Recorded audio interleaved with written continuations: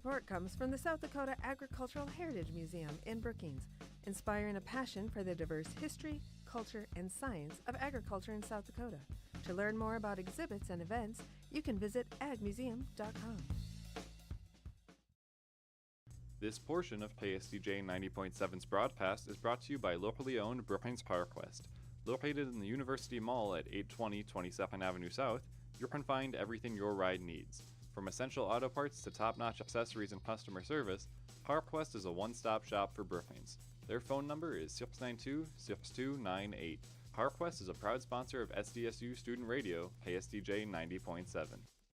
This portion of KSDJ 90.7's broadcast is brought to you by D.O. Bike and Fitness. Located at 1738 6th Street in Brookings, South Dakota, D.O. is a place for all things bikes. Offering top brands such as Trek and Electra, this close-to-campus store has both bike and e-bike options. Remember, you can't buy happiness, but you can buy a bike, and that's pretty close. 692-2022 is the number to call for this full-service and sales store. D.O. is a proud sponsor of SDSU Student Radio, KSDJ 90.7.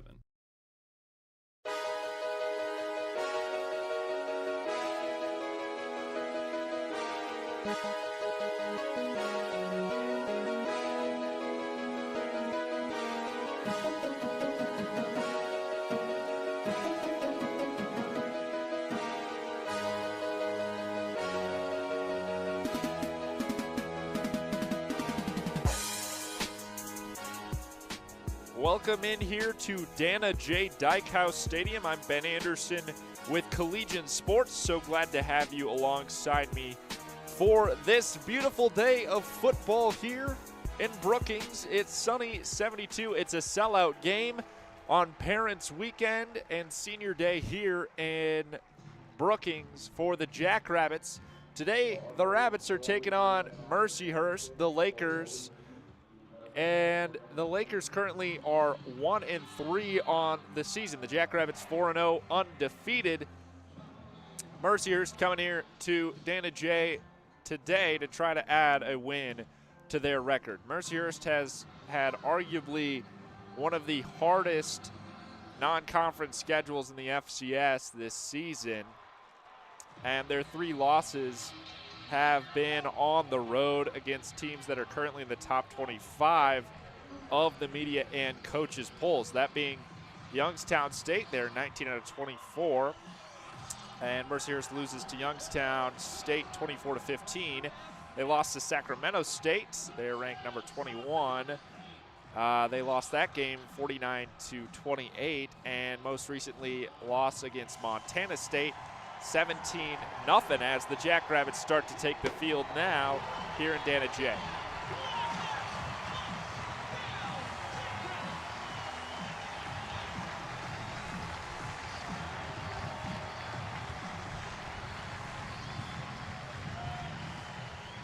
So the Jackrabbits enter the stadium here in Brookings. It's going to be a great day for football here. Players to watch out for the Jacks. Chase Mason is the quarterback behind the line of scrimmage here for the Jackrabbits this season. Starting over the loss of Mark Gronowski, who transferred to Iowa in the offseason.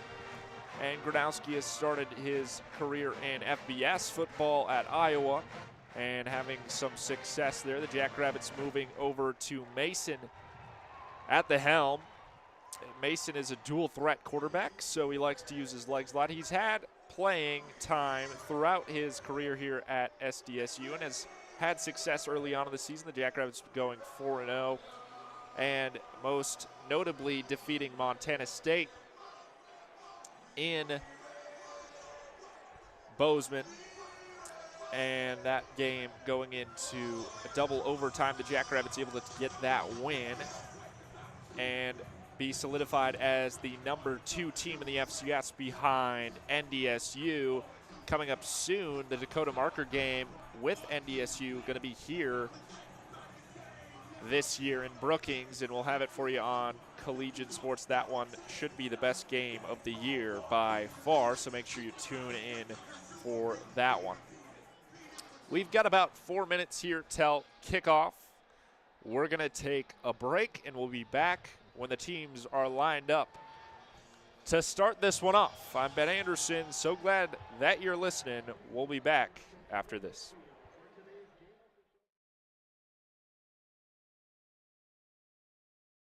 Hey, wouldn't it be great if life came with a remote control?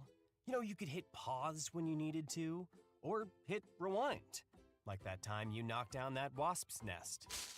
Uh-oh. Or that time you forgot to roll up your windows in the car wash.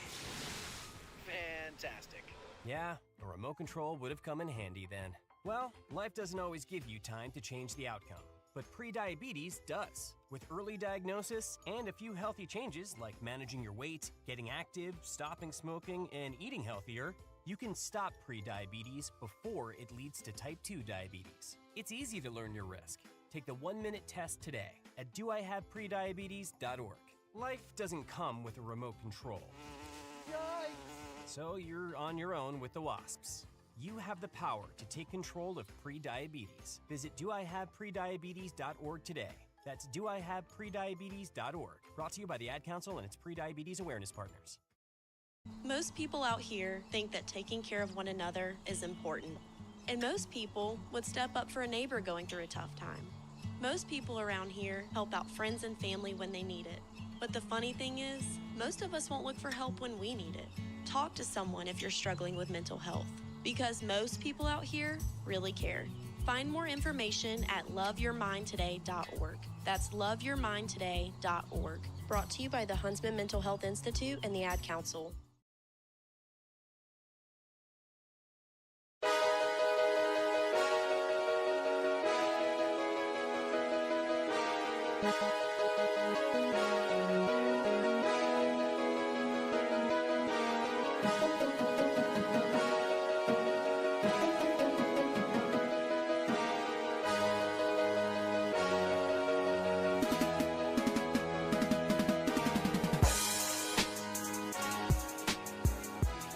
Two minutes away from kickoff now here in Dana J. Dykhouse Stadium. You're listening to Collegiate Sports. It's Jackrabbit football here. My first broadcast of the season. So glad to be here doing it for you. Just recently, the coin toss at the 50-yard line. Mercyhurst won the toss. They chose to defer. The Jackrabbits will receive first. Mercyhurst will receive after the first half. Less than 2 minutes until kickoff here. And we're ready to go for this one. Another player to look out for on the Jackrabbits side of the ball. Lofton O'Grask has had a great season starting out for the Jackrabbits. Big plays coming out of the receiver from Coon Rapids, Minnesota. Graham Goring has been an essential receiver for this Jackrabbit squad as well. The senior out of Iowa City has been with the team for multiple seasons. And we're down to 45 seconds here till kickoff as this sellout crowd starts to fill in to the stands. All yellow and blue out there in the audience. I don't see any green from Mercyhurst lingering around.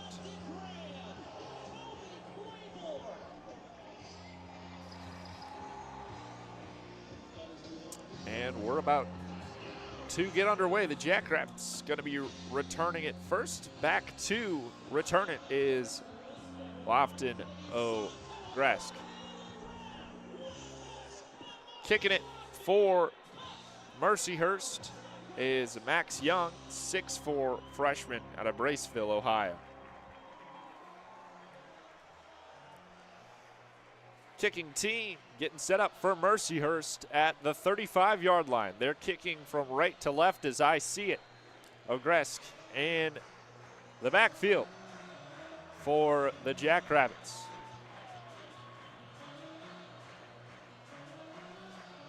"15 minutes on the clock. The first quarter is now underway as the ball flies to the back corner. Good catch there in the backfield. The return is coming out to the right. He breaks through the special teams and he's out to about the 37-yard line of the Jackrabbit side. We have an injured player down for Mercyhurst right away here. Looks like that one is J.C. Coltier or Joe Kerbacher, one of the two. One number 7s for Mercyhurst down near the 40-yard line. The Jackrabbits are going to start off at the 39-yard line here, headed from left to right. Chase Mason going to take charge after the nice return there by, I think it was Isaiah Garcia Castaneda, actually, that returned that one for the Jacks, as Mercyhurst athletic trainers tending to the injured player right now.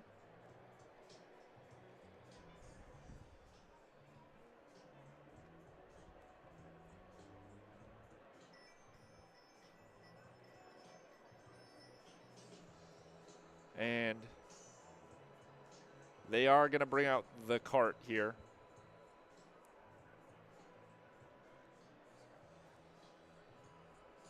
Hopefully everything's all right there, not what you want to see to start off this one.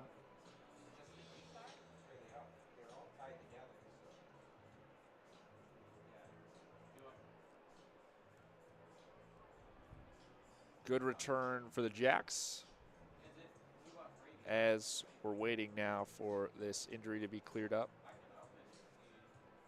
He went down about where the return was tackled, brought down near the near side sideline. And we're going to head into a TV timeout as they get this cleared up. We'll take it with them. Be right back after this.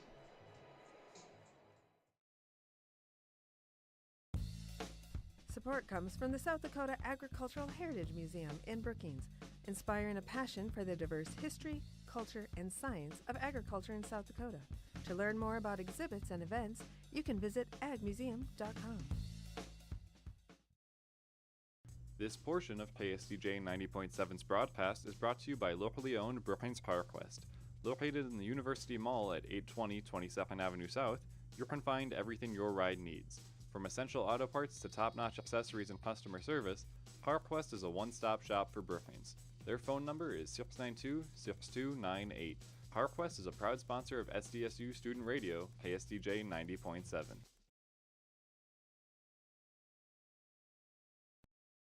This portion of KSDJ 90.7's broadcast is brought to you by D.O. Bike and Fitness. Located at 1738 6th Street in Brookings, South Dakota, D.O. is a place for all things bikes. Offering top brands such as Trek and Electra, this close-to-campus store has both bike and e-bike options. Remember, you can't buy happiness, but you can buy a bike, and that's pretty close. 692-2022 is the number to call for this full-service and sales store. D.O. is a proud sponsor of SDSU Student Radio, KSDJ 90.7.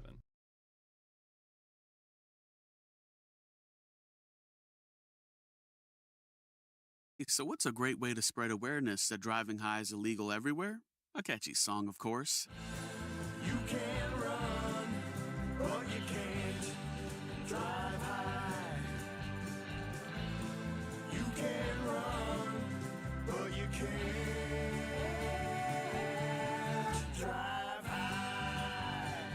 Friendly reminder, don't drive high. If you feel different, you drive different. Brought to you by NHTSA and the Ad Council.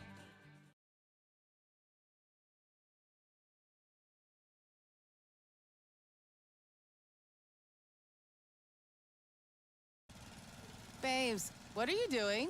What? I'm just mowing the lawn. No, it's blazing hot and dry out here. Don't you remember? Smokey Bear says. Avoid using power equipment when it's windy or dry.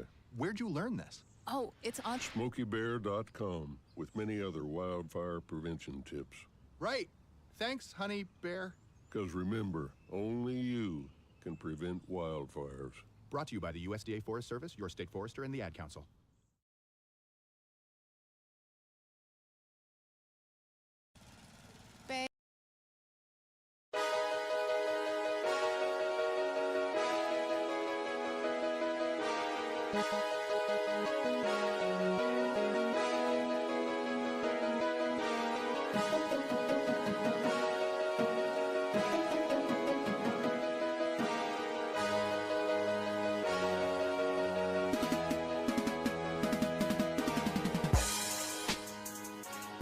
Welcome back into Dana J. Dykhouse Stadium. Injured Mercyhurst player down on the field. Getting carted away now. Brace on his left leg.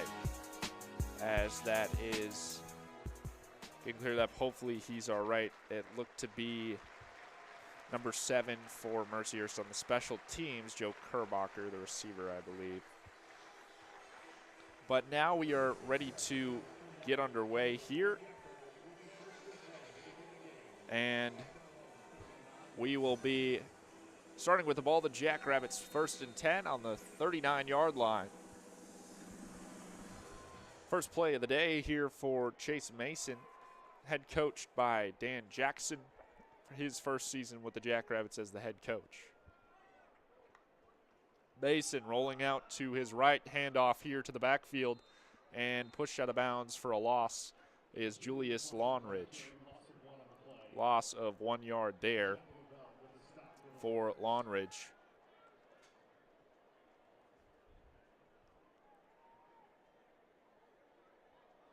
Second and 11 for the Jackrabbits. Second and 11 now for the Jackrabbits as Mason in shotgun behind the center. 2 receivers to his left, 1 to his right. Stepping back in the pocket now, Mason looks to his right, and that's a pass caught near the sideline for Graham Goring. He gets thrown out of bounds. A nice gain there. He's going to be at the 47-yard line.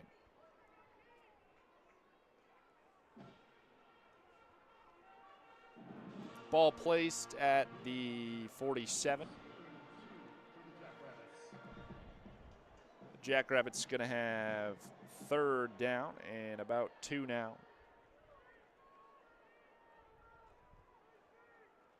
Mason in the backfield, claps once, gets the snap, looks to his left. It's a pass play here to center. Graham Goring gets the catch. He slips at the 50 and crosses the 1st down marker.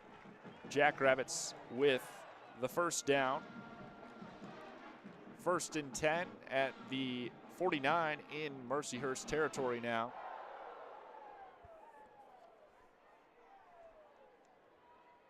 $13:20 remains in the 1st quarter.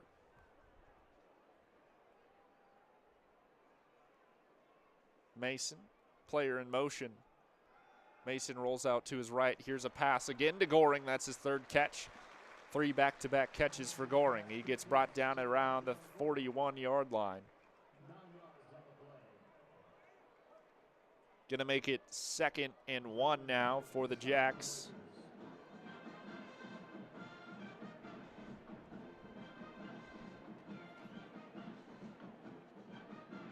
Second down here. And 1. Here's Mason in shotgun once again. He's got a tight end on his right and 2 receivers, so trips to the right. Here's Mason stepping back, looks to his left. Here's a deep ball, and that's going to be out in front, uncatchable for Lofton Ogresk. Incomplete there, makes it 3rd down. 3rd and 1 at the 40-yard line in Mercyhurst territory. 12:26 remains in the 1st quarter. Jackrabbits got to get the conversion here. It went back to back passing plays there. 3 completions for Graham Goring, and ball out in front of Ogresk there on that last play. Tried to go deep. Mason going to give the handoff here. A flag is on the play. Handoff was to Longridge.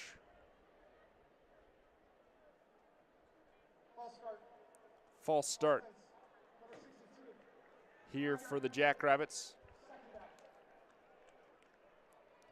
And it's going to be 3rd down. Jackrabbits moved back to the 45. It's 3rd and 6 now. 12:26 after the penalty.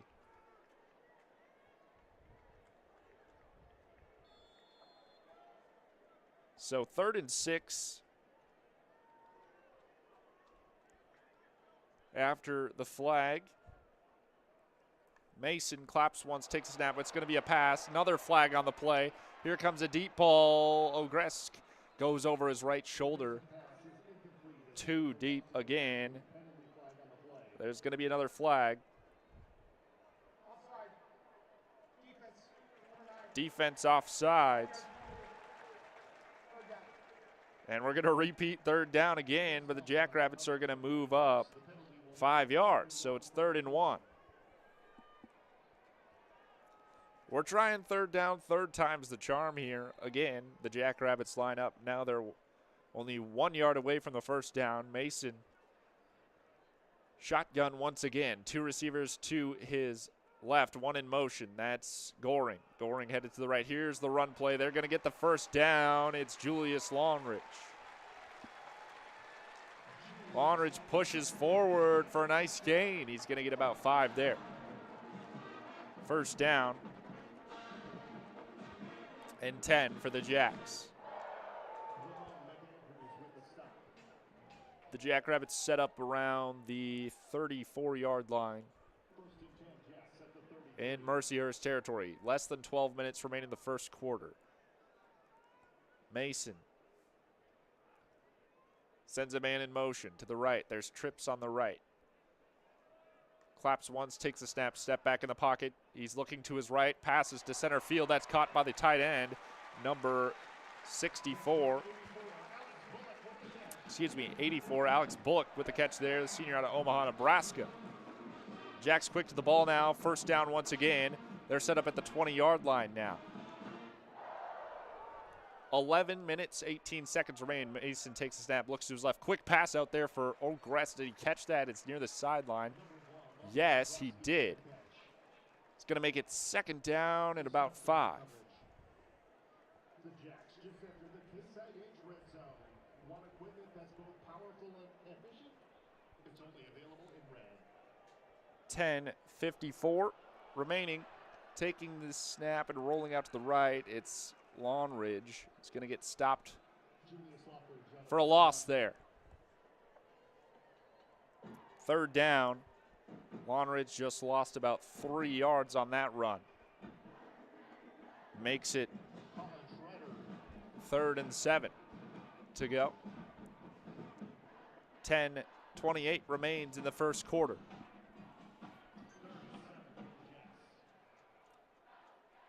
Mason has Longridge to his right. 3 receivers to the left, 1 to the right. Looking to his left, Mason passes high. That one almost broken up and intercepted, intended for Jack Smith.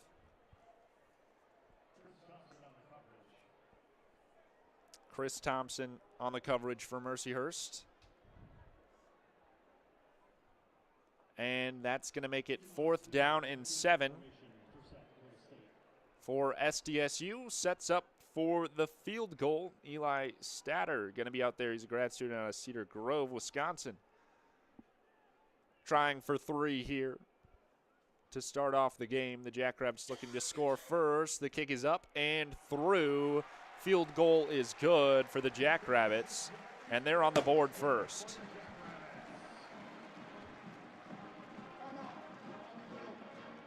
Jacks will make it 3-0. 10:03 remain in the 1st quarter, and we'll step away. When we come back, Mercyhurst takes control. Their first drive of the game. We'll see if they can answer for the Jackrabbit 3. We'll be right back after this.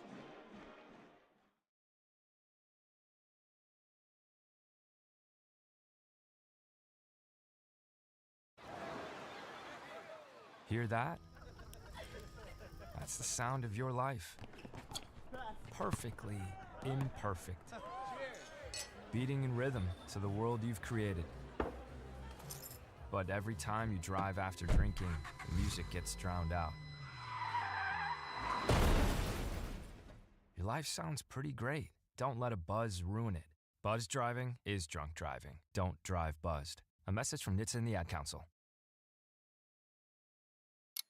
Are you prepared for an emergency or disaster? Because it's not a matter of if, but when. Don't find yourself saying, when the storm rolls in, my time to find a pet-friendly evacuation center will have run out. The scorching heat wave will leave me powerless to cool my insulin. I'll face a hurricane without meds. Now that's a tough pill to swallow.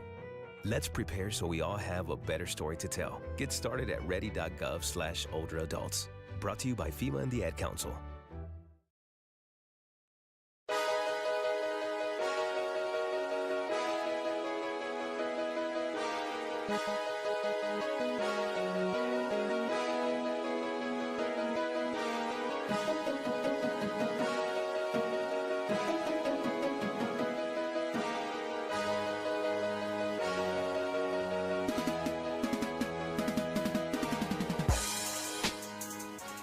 Welcome back into Dana J. Dykhouse Stadium. I'm Ben Anderson with Collegiate Sports. The Jackrabbits lead over the Mercyhurst Lakers 3-0.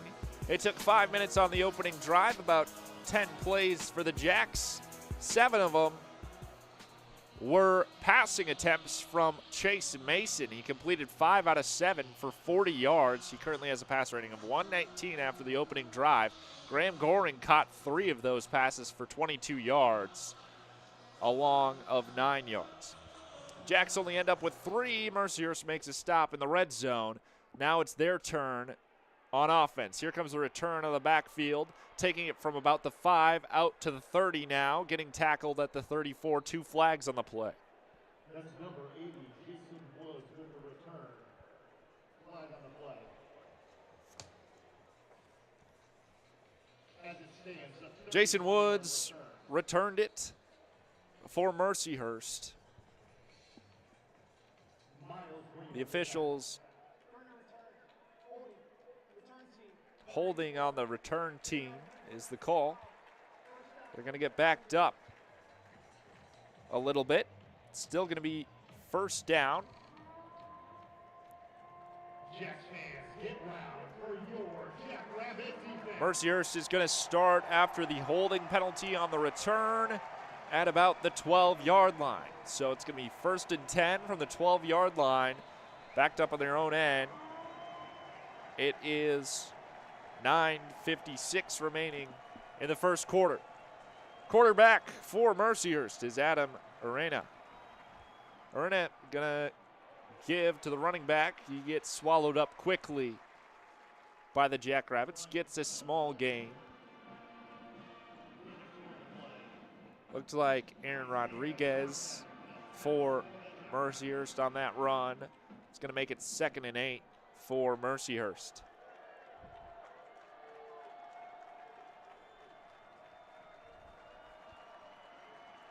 Arena in shotgun. 3 receivers to his left. Going to give to the left.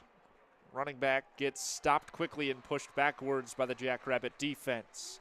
Gets a gain of about 3 off of the forward progress. Miles Taylor credited with the stop. 3rd down for Mercyhurst. They've got about 3 to go. 4 receivers either side for Urena. He has a running back to his right. Claps twice. Steps back looking to his right. Look out the pressure, and he's brought down in the backfield. A sack there from the Jackrabbit defense.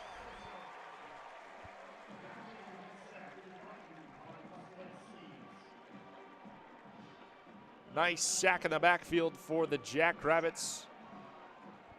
Let's see if I can get a player number. That's Kobe Claiborne with the sack. Makes it 4th down and a long way to go. Mercyhurst going to be forced to punt here. Garrett McGuire is the punter for Mercyhurst. And the punt is away. It's a short punt. Bounces at around the 45 on the Jackrabbit side. Taking a bad roll for Mercyhurst. They stop it at the 45. Jackrabbits will take over. 5 yards away from the 50-yard line. 7:55 to go in the first. a short drive for Mercyhurst, and they get nothing. Forced to punt to the Jackrabbits after the sack by Kobe Claiborne. Claiborne was credited with an award this past week. He earned second team recognition following his 2024 season, in which he tied the team with 4.5 sacks and was credited with 34 total tackles and 5.5 tackles for loss. Claiborne is a captain for SDSU.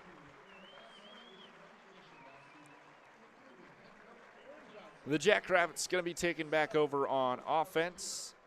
Chase Mason passed 7 out of 10 plays last drive. We'll see if the Jackrabbits stick to that mentality here. Running back Julius Lonridge for the Jacks had 3 attempts for 3 yards, only averaging 1 yard per carry there.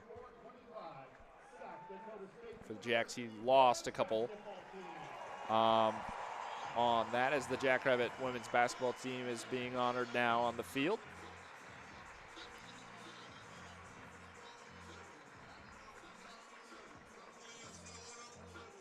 And the Jacks retaking the field after the media timeout here. The ball's on the 45. It's 1st and 10 for the Jacks. 7:55 to go in the first quarter. Mason is going to be in shotgun once again. He's going to have trips receivers to his right. 2 of them are tight ends. He has 1 receiver on his left in the backfield. James Basinger comes in the game. He's going to get the ball to start off. He's a sweep play out to the right. He gets stopped quickly, but he's able to pick up about 4 on the play there. Basinger, nice rush there for 4. Going to make it 2nd and 6 for the Jacks. They're set up at the 49 in their own end.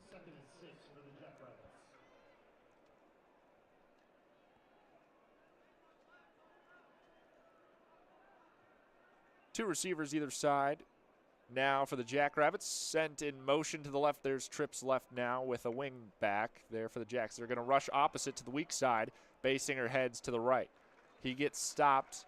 He's trying to go through the B gap there for the Jacks. He gets a gain, and it's going to make it 3rd and 1. Jacks with 1 yard to go.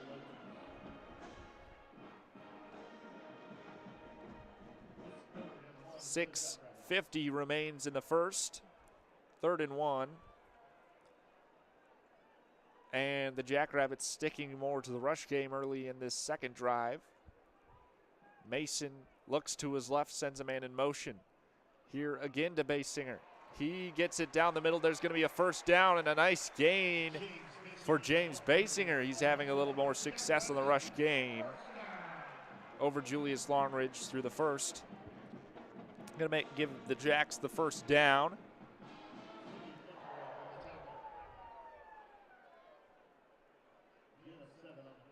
Gain of 7 for Basinger gives the Jackrabbits the ball at the 40 in Mercyhurst territory. Mason has trips receivers to his left, a tight end on his right. And Basinger lined up in I formation. He's going to take it to the right. Basinger getting in trouble, but the Jackrabbit O-line able to push forward for a few yards.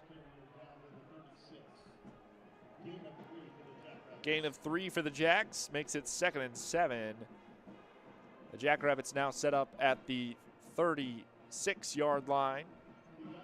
5:33 remains in the first quarter. Jackrabbits putting more men on the O-line now as Longridge back in the game at running back. He's to the right of Mason. Mason steps back, sending the tight ends out for passes. Here's a deep catch. Caught, no catch by number 84, Alex Bullock. Looked like he caught it one-handed, but he drops it as he hits the ground. Would have had him at the 10-yard line. Couldn't quite hold on to it that time. Makes it 3rd down. That could have been a big play there for Bullock, the senior out of Omaha.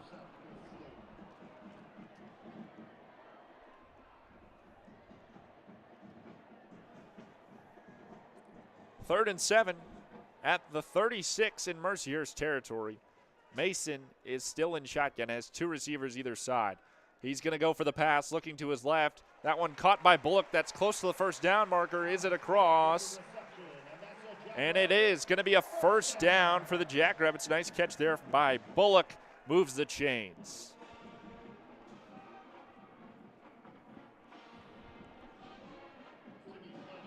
Mason has been very successful on the passing game so far through this one. He's 6 for 9 for 48 yards, completion percentage of 67.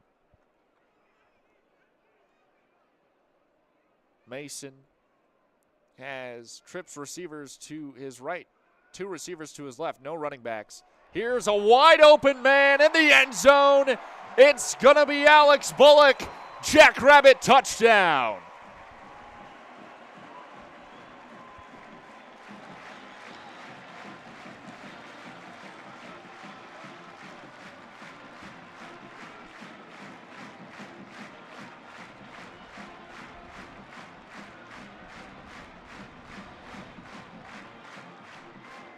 Mason finds the man. Alex Bullock wide open, broken coverage on the play. He catches it in the middle of the end zone for the touchdown. That pass was for 28 yards to Bullock,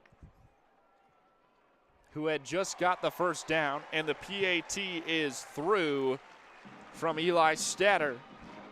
And it makes it 10-0. The Jackrabbits ahead. 4:20 remaining in the 1st quarter. And Mercyhurst has to answer now in their 2nd drive. They were caught in a 4-and-out. Their 1st drive stopped by the Jackrabbit defense, and a credit sack to Kobe Claiborne. We'll see what they can do in their 2nd drive here as the Jacks are going to get it set up to kick it off.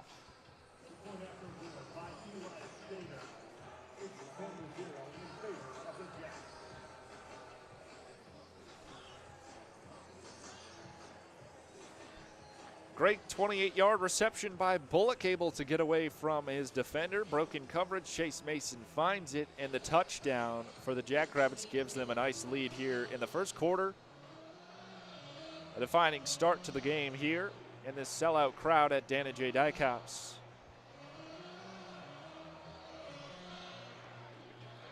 Jackrabbits gonna kick it off.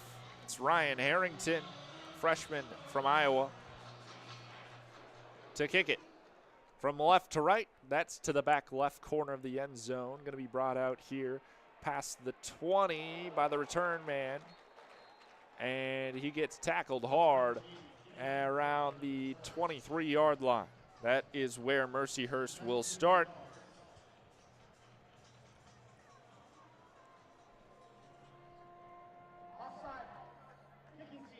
Offside's going to be called on the Jackrabbits, the kickoff. And Mercyhurst, the Lakers, are going to get a nice boost off of the return of 5 yards. Jason Woods able to return it 19 yards and brought up 5 more yards by the the kickoff team's offsides. Trips to the near side. Adam Urena is the quarterback. He's looking to his left, looking to pass. There's pressure, and that's going to be intercepted, this time by number 2, Miles Taylor. He's looking to take it all the way, and he gets tackled out of bounds at around the 6-yard line. Interception from Miles Taylor, taking it away on the first play after the Jackrabbit touchdown.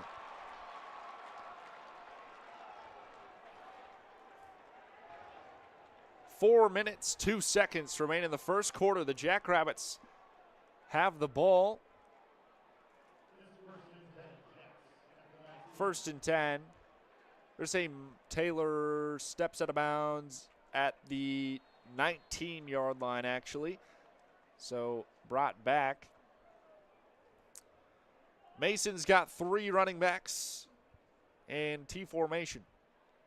Motions one out to the receiver side, and he's going to pass to him. Wide open, heading towards the end zone. Another touchdown. The reception by number 1, Lofton Ogresk. Excellent play design there by the Jackrabbits. And the touchdown for Ogresk.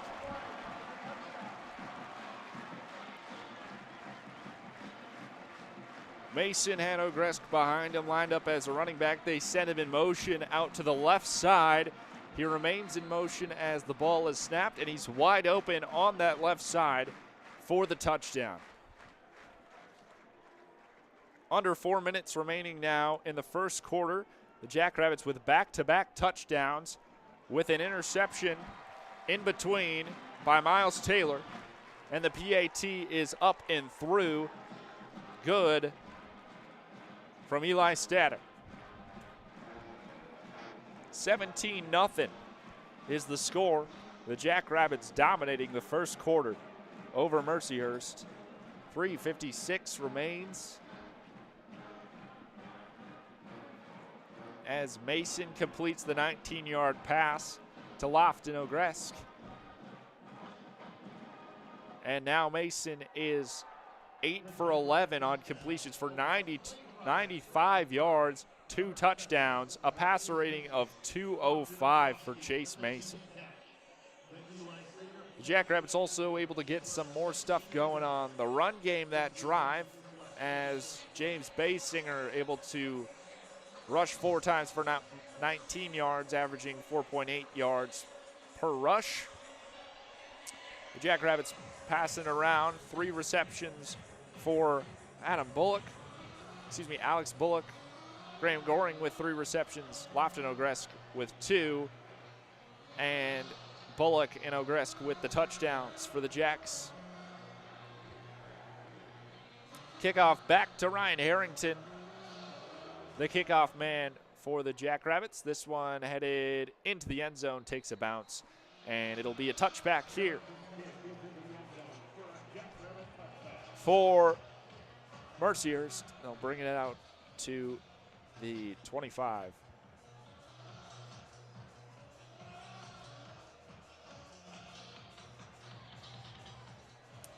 Mercyhurst starts at the 25. The Jackrabbits on defense once again.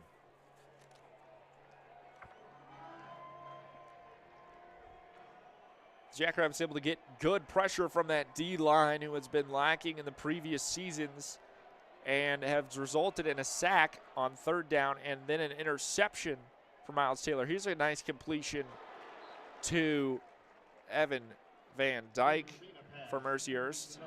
It's going to be a 1st down for Mercyhurst.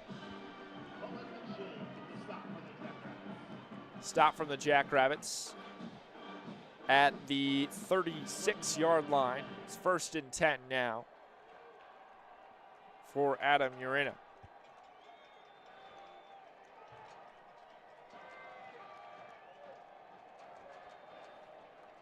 Urena is going to wildcat snap to his running back, gets the handoff back. He's passing out to a receiver wide open on the right sideline. Evan Van Dyke once again catches it for the 1st down.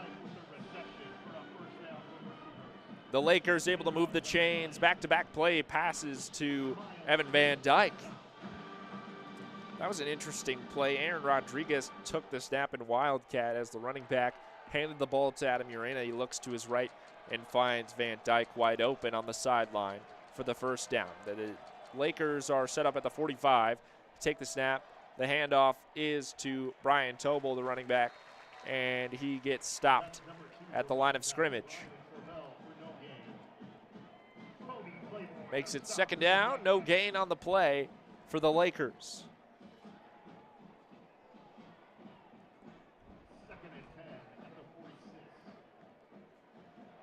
Makes it 2nd and 10. 2:22 remaining in the first quarter.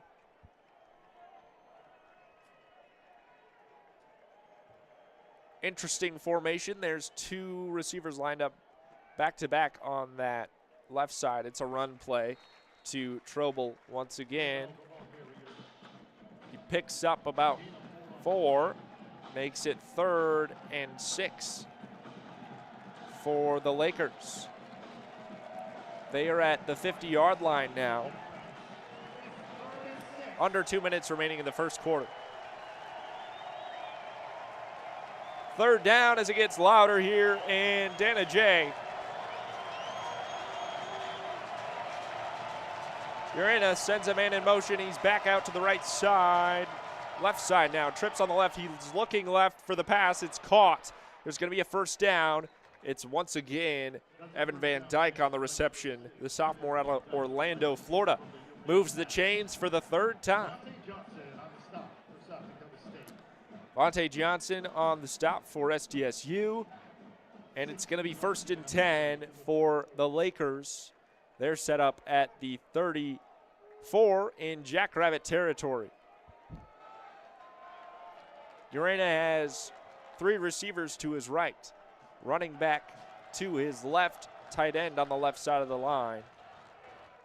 And it's going to be a screen play, and it's actually a flea flicker, and almost intercepted that time by number 3, Dante Johnson. The pass intended for Brian Trobel, the running back, as that was a flea flicker fake screen. And that pass nearly intercepted by Dante Johnson, but Brian Trobel able to break it up, saving the Lakers there, makes it 2nd down.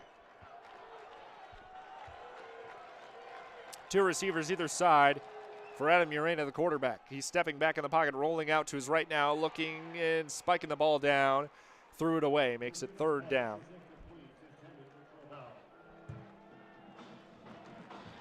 43 seconds remains in the first quarter. It's 3rd and 10 at the 34-yard line for the Lakers.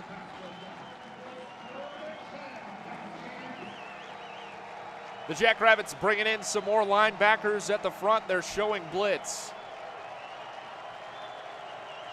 2 receivers either side for the Lakers. 1 running back to the left of Urena. Urena takes snap, looking to his right, looking to pass. This one caught by number 17, but he's not going to make it to the line. – 17 is Camden Lewis, the tight end. For Mercyhurst, it's going to make it 4th down here for Mercyhurst. Looking to see what they're going to do. Are they going to go for it? It's 4th and 8. And the offense stays out. 8 seconds remains in the first quarter. And they're going to let it run down. And that's the end of the first.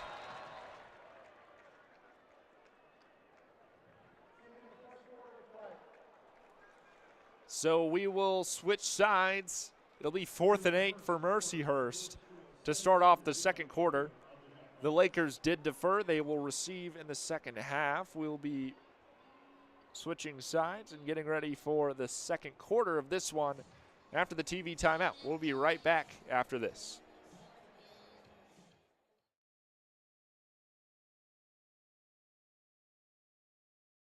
Hey, wouldn't it be great if life came with a remote control?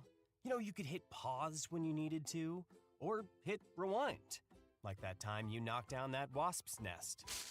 Uh-oh. Or that time you forgot to roll up your windows in the car wash. Fantastic. Yeah, a remote control would have come in handy then. Well, life doesn't always give you time to change the outcome, but prediabetes does. With early diagnosis and a few healthy changes like managing your weight, getting active, stopping smoking, and eating healthier, you can stop prediabetes before it leads to type 2 diabetes. It's easy to learn your risk. Take the 1-minute test today at doihaveprediabetes.org. Life doesn't come with a remote control. Yikes! So you're on your own with the wasps. You have the power to take control of prediabetes. Visit doihaveprediabetes.org today. That's doihaveprediabetes.org. Brought to you by the Ad Council and its Prediabetes Awareness Partners. This portion of KSDJ 90.7's broadcast is brought to you by locally owned Brookings PowerQuest. Located in the University Mall at 820 22nd Avenue South, you can find everything your ride needs. From essential auto parts to top-notch accessories and customer service, PowerQuest is a one-stop shop for Brookings. Their phone number is 692-6298. PowerQuest is a proud sponsor of SDSU Student Radio, KSDJ 90.7. Most people out here think that taking care of one another is important. And most people would step up for a neighbor going through a tough time. Most people around here help out friends and family when they need it. But the funny thing is, most of us won't look for help when we need it. Talk to someone if you're struggling with mental health, because most people out here really care. Find more information at loveyourmindtoday.org. That's loveyourmindtoday.org. Brought to you by the Huntsman Mental Health Institute and the Ad Council.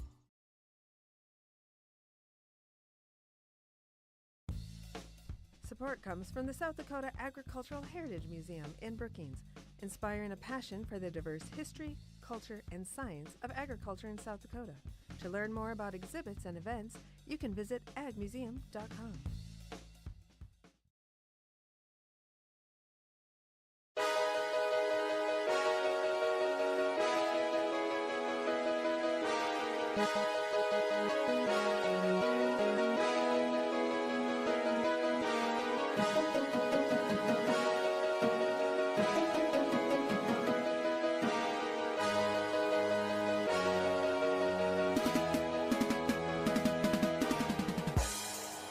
Back out here, the Jackrabbits on defense. It's 4th and 8 for Mercyhurst. The offense stays out. 4th down to start off the second quarter. Adam Urena at quarterback for the Lakers. He has trips to his right, looks to his left. He has one receiver and a stoppage. Flag on the play. False start on the offense. It will back up the Lakers 5 yards.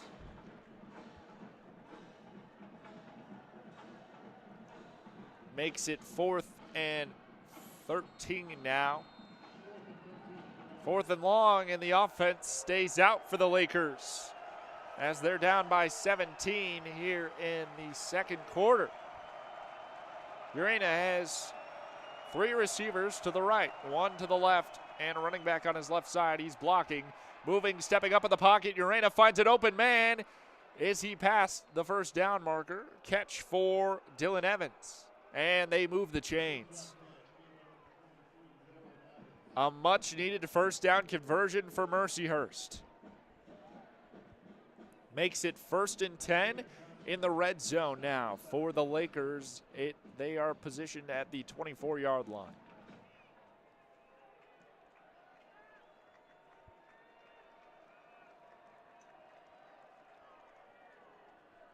Urena has trips to the right. It's going to be a run play that's stopped at the line of scrimmage by the Jackrabbit defense. Brian Trobel with the carry. He picks up 1.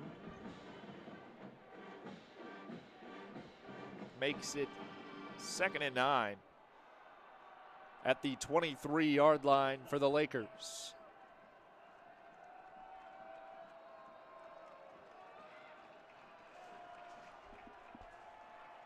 Urena in shotgun. 2 receivers either side. Running back to his left. He steps back in the pocket to pass. Looking to his right, headed to the end zone. That's going to be caught in the end zone for number 6, Evan Van Dyke. He caught it on the right side. And a touchdown for the Lakers.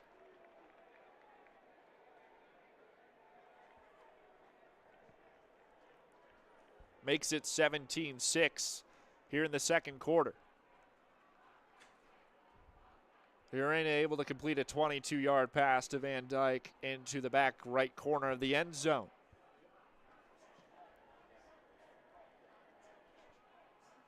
.38 remains in the second quarter. as Max Young sets up for the PAT. That is up and through the PAT, good for Mercyhurst.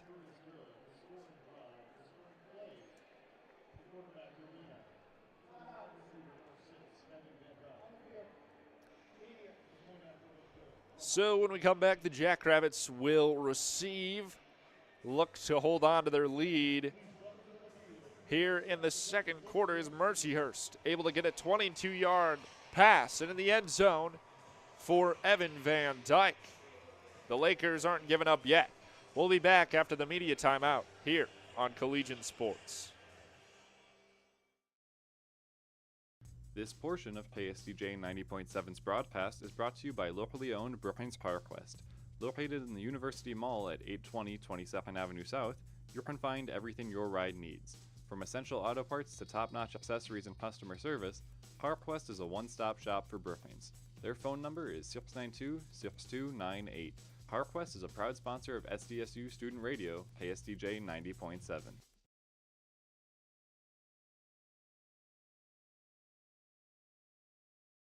Don't you wish your life came with a warning app? Stop. That dog does not want to be petted.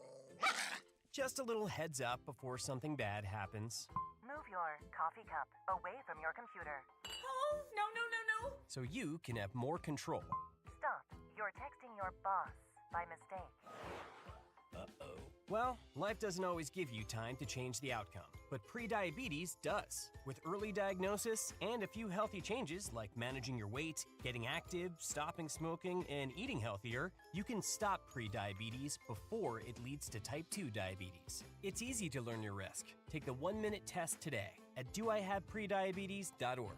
Warning, the cap is loose on that ketchup. Ugh. Don't wait. You have the power to change the outcome. Visit doihaveprediabetes.org today. That's doihaveprediabetes.org. Brought to you by the Ad Council and its prediabetes awareness partners.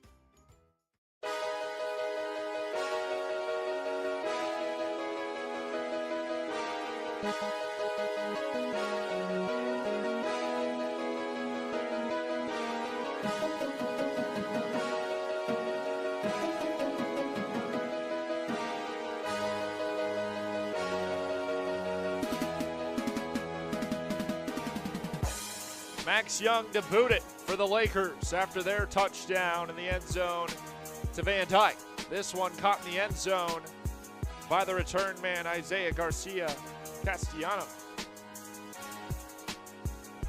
The Jackrabbits able to return that one out to around the 15. A good stop there by the Mercyhurst special teams. They're going to be set up at 17 here in the second quarter. 13:32 remaining in the half.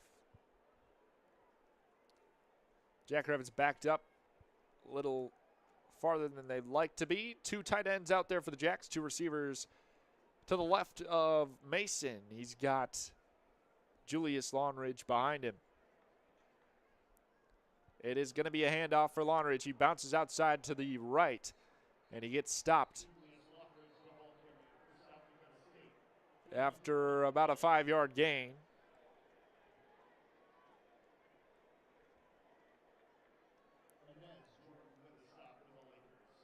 And it's going to make it second and about 6 for the Jacks as 13:07 remains in the half.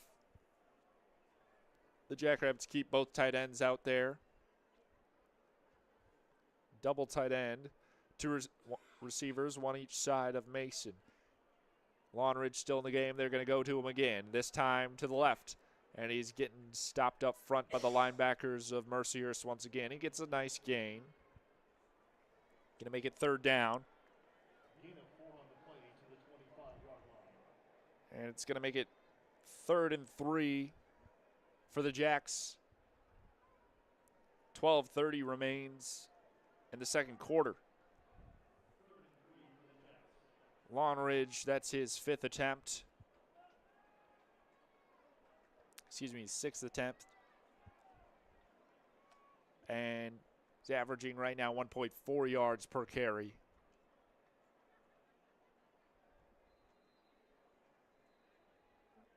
And it looks like we're going to get a timeout from South Dakota State.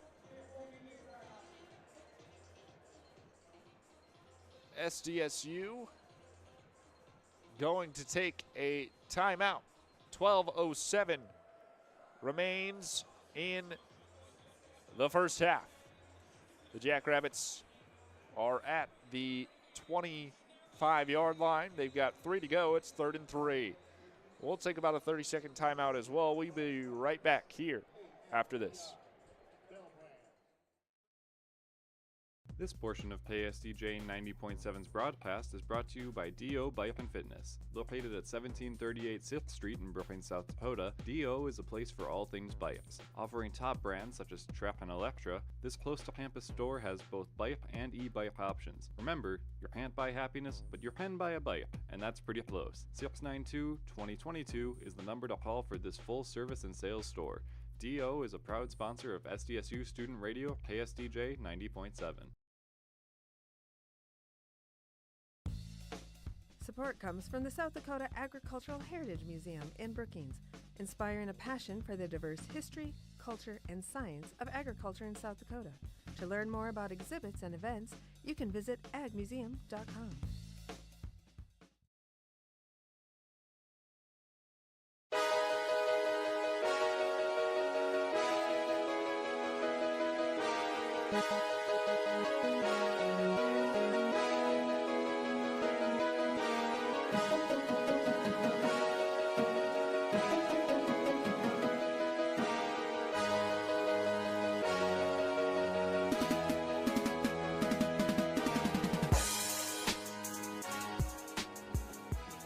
Back here in Dana J. Dyke House after the South Dakota State timeout. I'm Ben Anderson with Collegiate Sports. So glad to have you alongside me right now. The Jackrabbits trying to cook up a play here for 3rd down. They've got 3 to go. They're positioned at the 25-yard line in their own end. Chase Mason in shotgun. Got 3 receivers to his right, 1 to his left, and a running back on his right side. Mason going to roll out to the right, and a pass caught here for the 1st down. Caught by Alex Bullock. Jackrabbits able to move the chains there. Nice pass by Mason.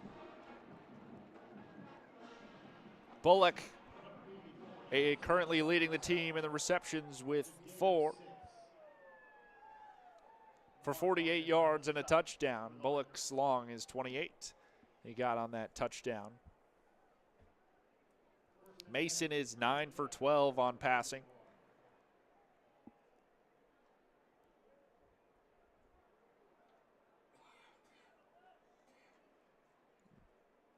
Nice 6-yard completion there to Bullock. Mason is under center. Going to hand off now to Lawridge.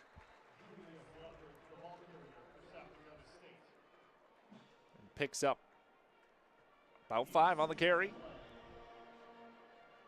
Makes it 2nd and 5. The Jackrabbits are on the 36-yard line. They lead it 17-7 over Mercyhurst. 10:50 remaining in the first half of this one. Jackrabbits with double tight ends, man in motion. They're going to hand off to Lawridge. He's going to go through the A-gap and get swallowed up after a nice gain. And he's going to be able to move the chains there. Lawridge gets the 1st down.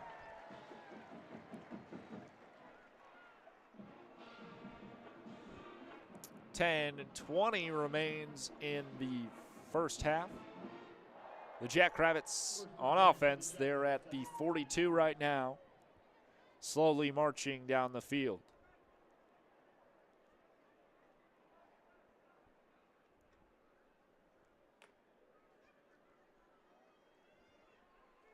Jackrabbits looking to pass deep, and there's a trip up by the defender. That intended for Ogresk, but he gets tripped there by number 13 on the defense. And as Jordan going to get called for the pass interference.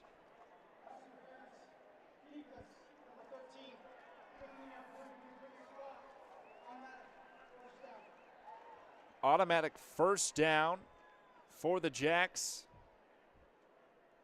That's going to move the chains. Not what you want to see if you're a Lakers fan.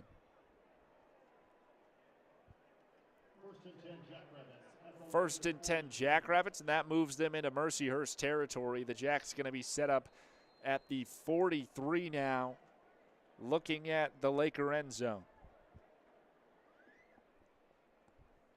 9:53 remains in the first half. Mason under center, sends a man in motion. That's Bullock to the right. Here a handoff to Longridge. He gets stopped in the backfield. Maybe he got back to the line of scrimmage. And going to give him one. 2nd and 9, the Jackrabbits at the 42 in Laker territory.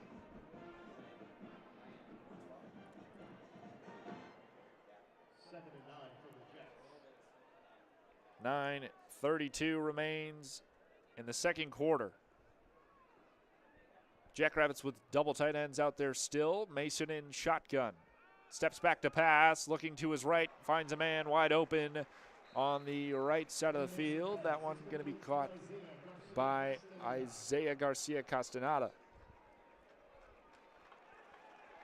And he moves the chains. It was close to the first down marker, and he's able to pick it up.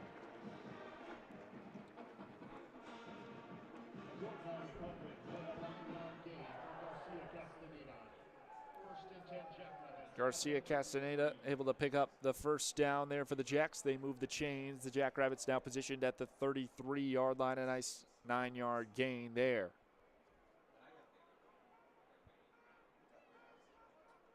Mason now 10 for 13. He steps back to pass once again, in trouble. Mason's got to get rid of it. He gets hit in the backfield. He's down after he let go of that one. Intended to Graham Goring in the end zone. Mason was scrambling. Couldn't get a block. And Goring not able to come up within the end zone. That one was a 33-yard pass attempt. Incomplete. It makes it 2nd and 10. The Jacks at the 33-yard line.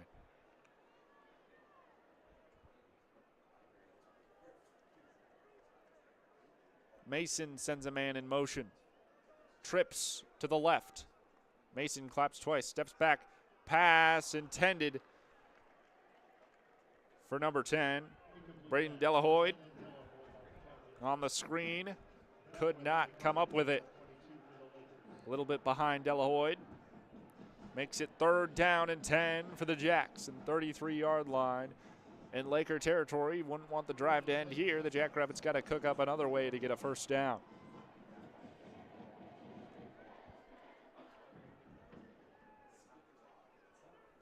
$8:20 remains in the half.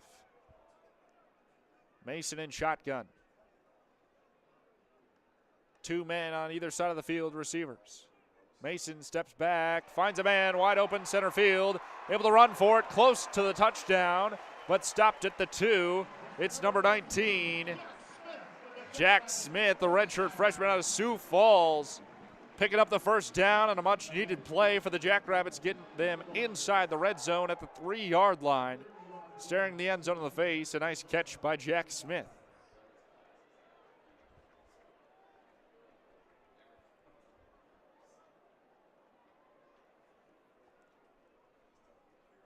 Smith with a 30-yard grab there from Chase Mason. Puts the Jacks in scoring territory.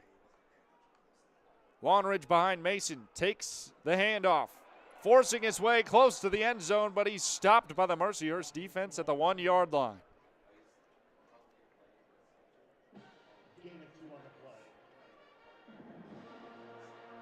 It is 2nd and goal at the 1-yard line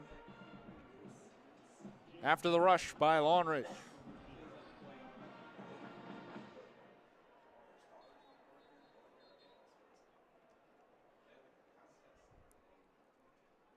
And we're going to get a stoppage here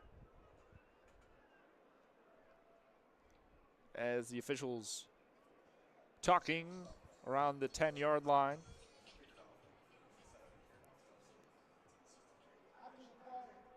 Unsportsmanlike conduct. South Dakota State, number 4.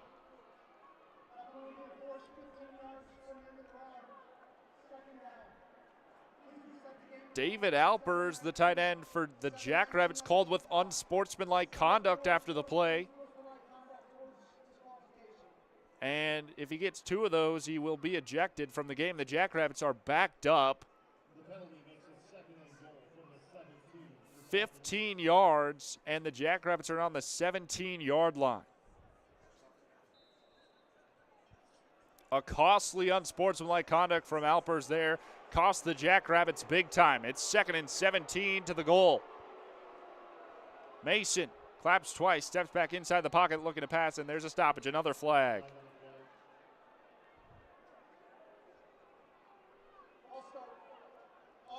False start on the offense, and that's going to back up the Jackrabbits more.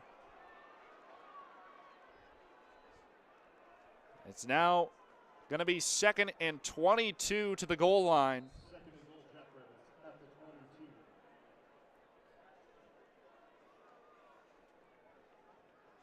And penalties costing the Jackrabbits here late in the second.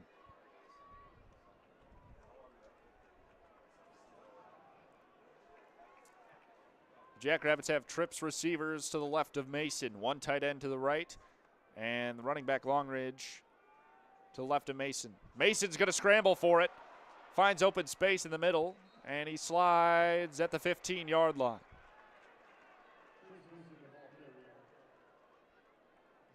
At the 17,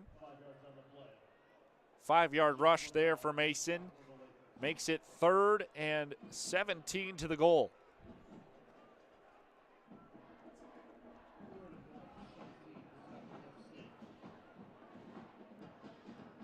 Second quarter, 6:10 remaining in the first half. The Jacks have 15 yards to the goal line.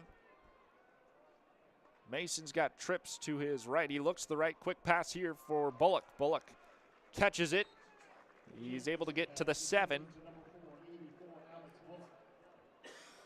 And the Jackrabbits were just 1 yard away from the goal line, and penalties forced them back to the 22. They're fought back to the 7-yard line, but it's 4th down. Eli Statter in the game now to kick the field goal. 7 yards away from the end zone. Ball going to be placed at the 15 for the hold. And the kick is up and on the roof of the Stiegelmeyer Family Student Athletic Center and through for the field goal. That's good from Statter. The Jackrabbits couldn't get the touchdown there on that drive, but they're able to pick up the field goal after the costly penalties. It's 20-7. The Jackrabbits lead it by 13. Media timeout here, and Dana J will take it with them. Be right back in about 30 seconds.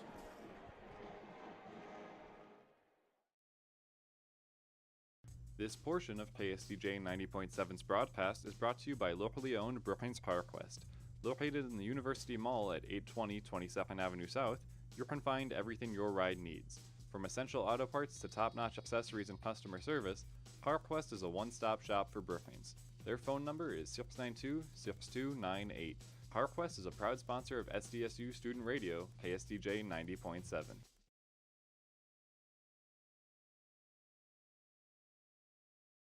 My name is Teresa Barber. I was in the United States Navy and I served overseas in the Middle East and Africa. Early on in my career, I had a commander that taught our suicide prevention training, and the very next day he took his own life.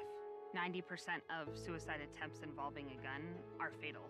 My way of continuing my service is to help protect my community by being a responsible gun owner and by storing firearms safely. Store all your guns securely. Help stop suicide. Brought to you by End Family Fire and the Ad Council.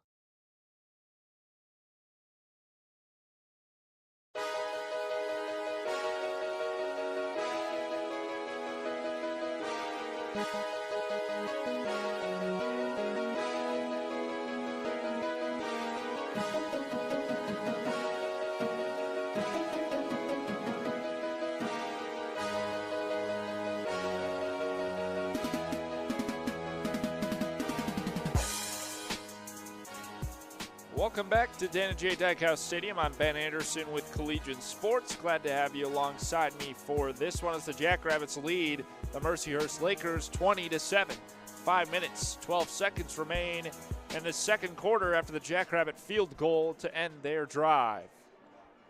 Chase Mason is taken to the air today. He's 12 for 17 on pass attempts for 150 yards and 2 touchdowns.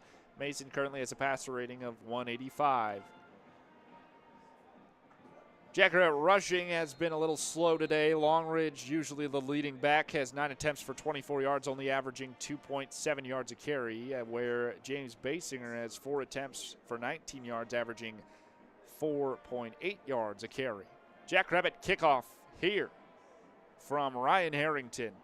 That one is a short kick, returned at the 30, a fair catch from the Mercyhurst special teams unit. So that was a very short kick out of Harrington, and it's fair caught at the 30-yard line. And Mercyhurst able to start off with some good field position for their drive. Mercyhurst able to drive down the field. Their third drive, score a touchdown on 22-yard pass for Evan Van Dyke. We'll see if they can make that happen again. It's a snap to the receiver, the running back, Brian Trobel, and he runs up to the left side. A sneak there in the Wildcat for Trobel. And makes it second down and 8 at the 33-yard line for Mercyhurst. Trips to the right as Adam Urena back in the game at quarterback. Urena going to hand it off once again. This one is given to Braylon Beckwith. And Beckwith able to get a nice gain, but he's tripped up at the 35.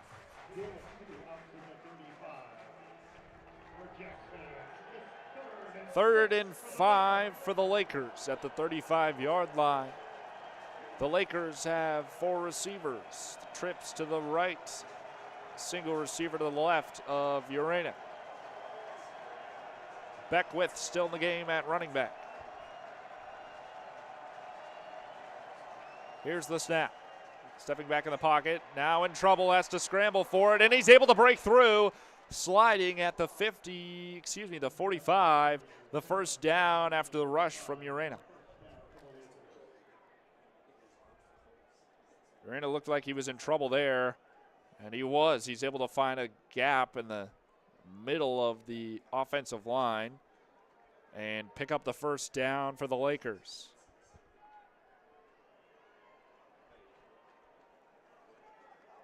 Urena running out.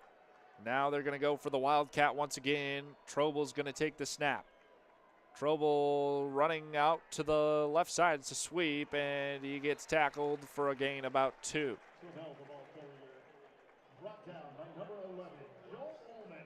Brought down by middle linebacker Joel Ullman for the Jackrabbits. Lakers at the 47 in their own end. Urena back in at quarterback. Going to take the snap. Hand off to Beckwith as he gets swallowed up quickly by the Jackrabbit defense. Well, he's not going to pick up anything there, maybe even lost a couple.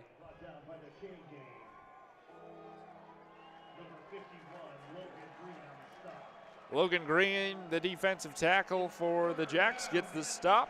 Makes it third down and 8 for the Lakers. They are at the 48-yard line.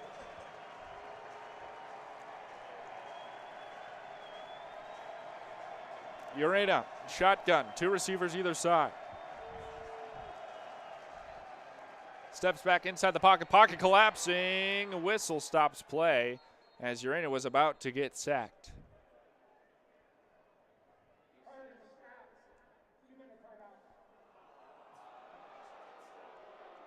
prior to the snap of Urena, it's the 2-minute warning.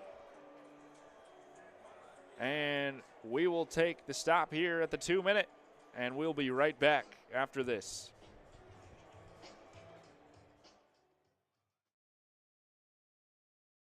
They are our cuddlers and coworkers, purr machines and love bugs, and constant companions. They are our pets, our family, and they make life so much better. When we face unexpected challenges in life, so do our pets. That's why we're on a mission to support people who love their pets, and the pets who love their people, ensuring these families stay exactly where they belong, together. And you have something to offer. With an open heart and mind, there is nothing you can't do. There's no gesture too small or too big when it comes to helping. Whether donating a bag of kibble, sharing an Instagram post of a lost cat, or welcoming a foster pet into your home, every bit of kindness counts. You can help keep pets and people together. Visit petsandpeopletogether.org to learn how to be a helper in your community. This has been a public service announcement brought to you by Maddie's Fund, the Humane Society of the United States, and the Ad Council.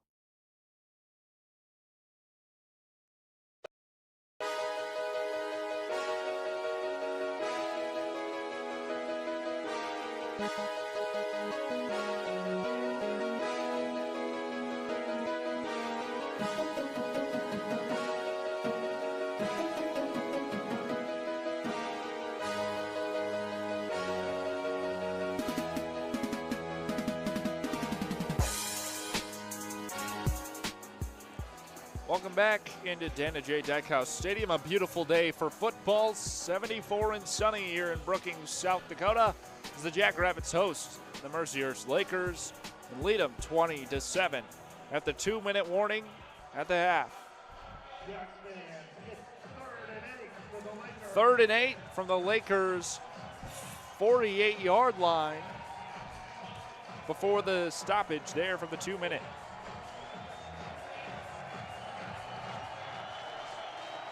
Getting loud here in Dana J now, as Urena has two receivers either side, stepping back inside the pocket to pass. He takes it, that's intercepted as the receiver fell down, and the Jackrabbits gonna return it. Jaden Oliver, the cornerback, able to get the interception.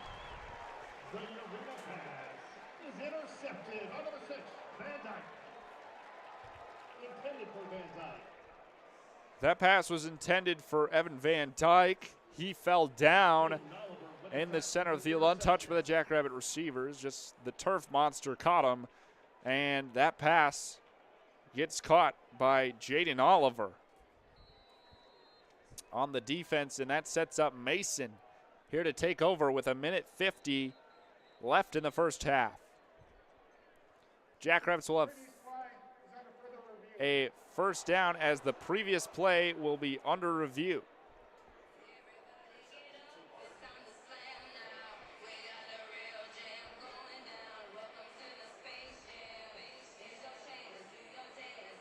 And they're going to take a look at this one.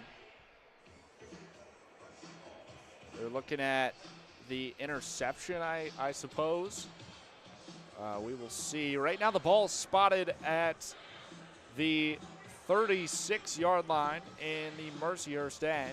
The Jackrabbits have excellent field position after the return by Oliver on the interception. We will see as the previous play is under review, called up by the booth, and they're looking at number 94 on the defense. That's Kobe Claiborne. He hit the quarterback after the ball was thrown. And there's helmet-to-helmet contact there by Claiborne on Adam Urena, the quarterback for Mercyhurst. And we'll see if this one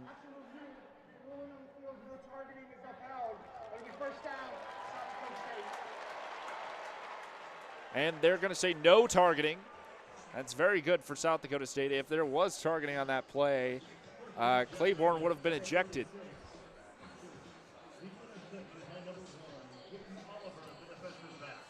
They rule no targeting, and the Jackrabbits maintain their field position.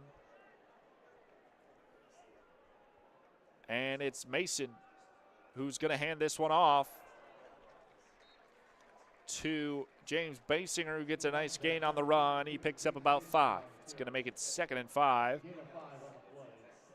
The Jackrabbits are at the 31 now in the Mercyhurst half of the field.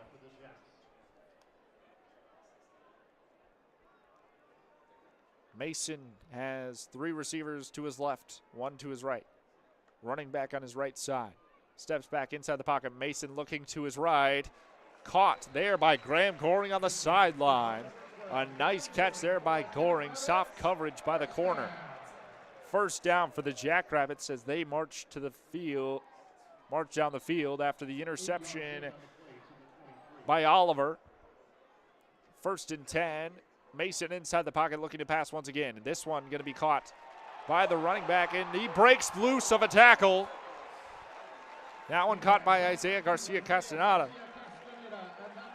And he almost broke through that tackle into the end zone, but he gets stopped at the 2-yard line. 1st and goal at the 2. A minute remains. And that quick pass intended for Castaneda again, and it falls on the turf. Pass incomplete. 2nd and 2. To the goal line for the Jackrabbits. 52 seconds remaining in the first half.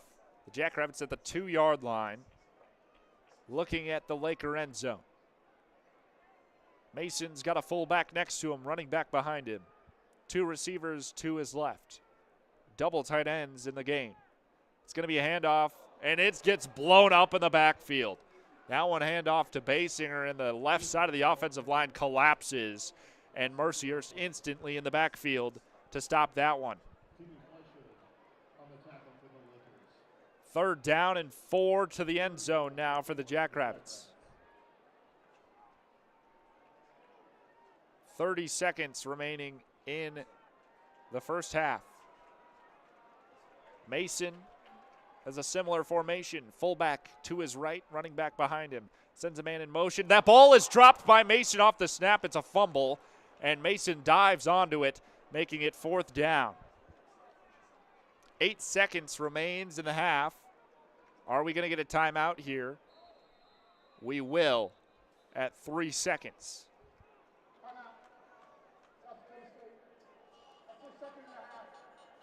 Jackrabbits use their 2nd timeout of the half. And the Jacks are set up at the 10-yard line now after the big stop on 3rd down, as Mason fumbled it off the snap. Had to dive on it. Mercyhurst able to stop the play on 2nd down as well, blowing up the run by Basinger in the backfield. Jackrabbits get backed up once again. This is kind of similar to their last drive where the Jackrabbits had to settle for the field goal, as they had the unsportsmanlike conduct penalty backing up 15 yards and then a full start backing up another 5. Jackrabbits forced to settle for the field goal, and here again having to settle for the field goal. Eli Statter in the game to kick it.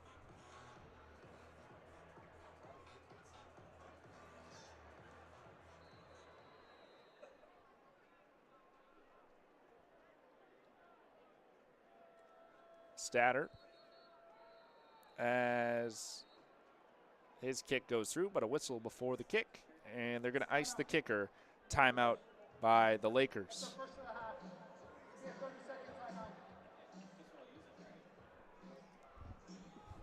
"30-second timeout taken by the Lakers. They are going to ice Stater, as his first field goal was through. It's not going to count. Timeout called before it.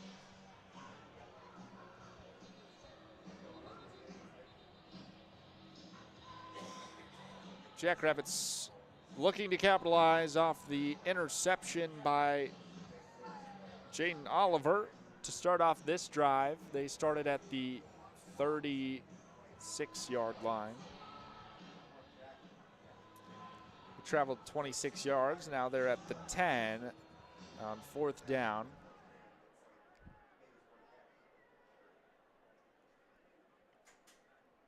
The Jackrabbits field goal is up and through. A good one by Statter adds 3 more to the board.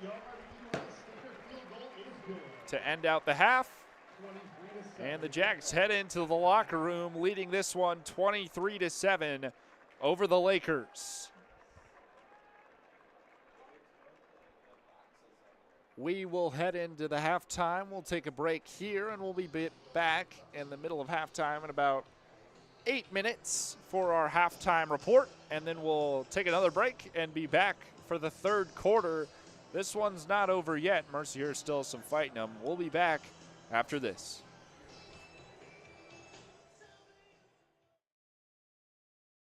This portion of KSDJ 90.7's broadcast is brought to you by locally owned Brookings PowerQuest. Located in the University Mall at 820 22nd Avenue South, you can find everything your ride needs. From essential auto parts to top-notch accessories and customer service, PowerQuest is a one-stop shop for Brookings. Their phone number is 692-6298. PowerQuest is a proud sponsor of SDSU Student Radio, KSDJ 90.7.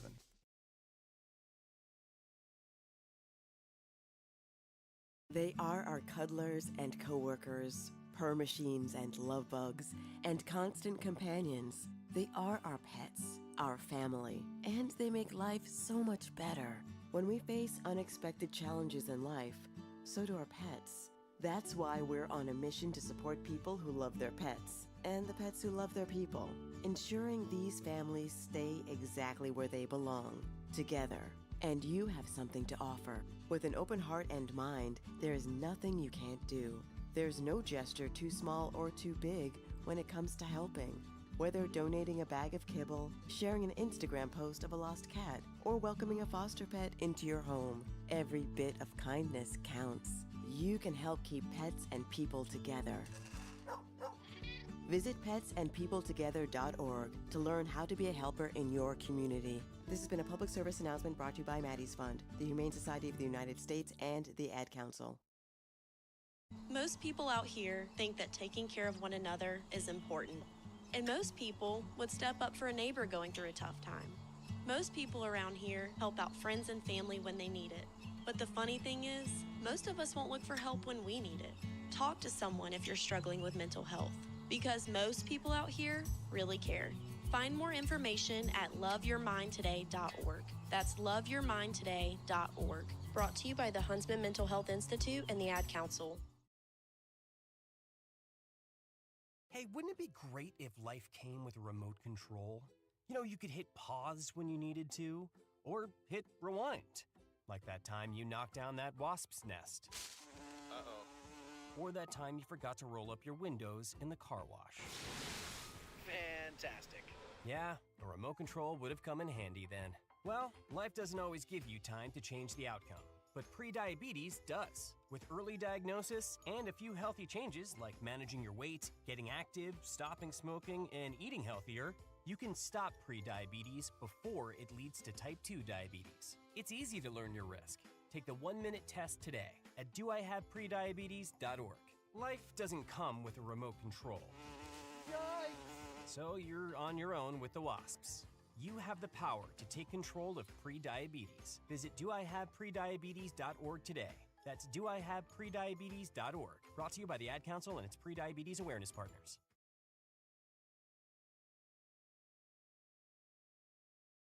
Don't you wish your life came with a warning app?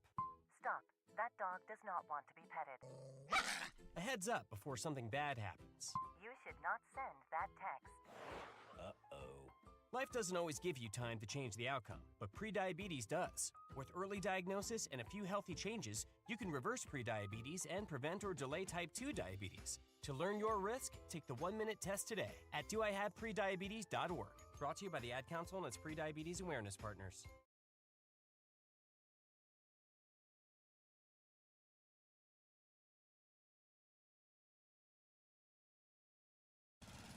Babes, what are you doing?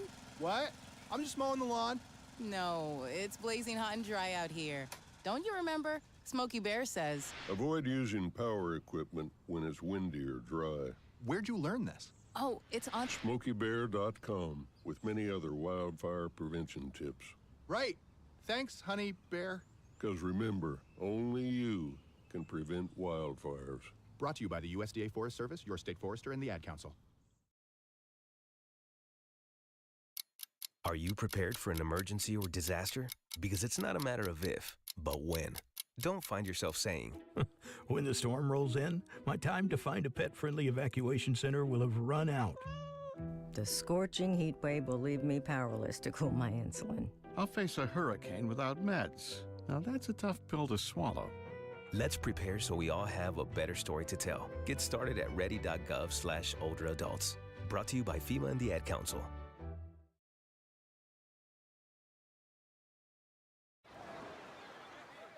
Hear that? That's the sound of your life. Perfectly imperfect. Beating in rhythm to the world you've created. But every time you drive after drinking, the music gets drowned out.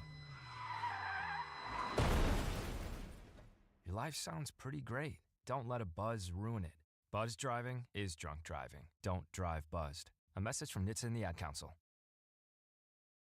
So what's a great way to spread awareness that driving high is illegal everywhere? A catchy song, of course. You can run, but you can't drive high. You can run, but you can't drive high. Friendly reminder, don't drive high. If you feel different, you drive different. Brought to you by NHTSA and the Ad Council. This portion of KSDJ 90.7's broadcast is brought to you by locally owned Brookings PowerQuest. Located in the University Mall at 820 22nd Avenue South, you can find everything your ride needs. From essential auto parts to top-notch accessories and customer service, PowerQuest is a one-stop shop for Brookings. Their phone number is 692-6298. PowerQuest is a proud sponsor of SDSU Student Radio, KSDJ 90.7.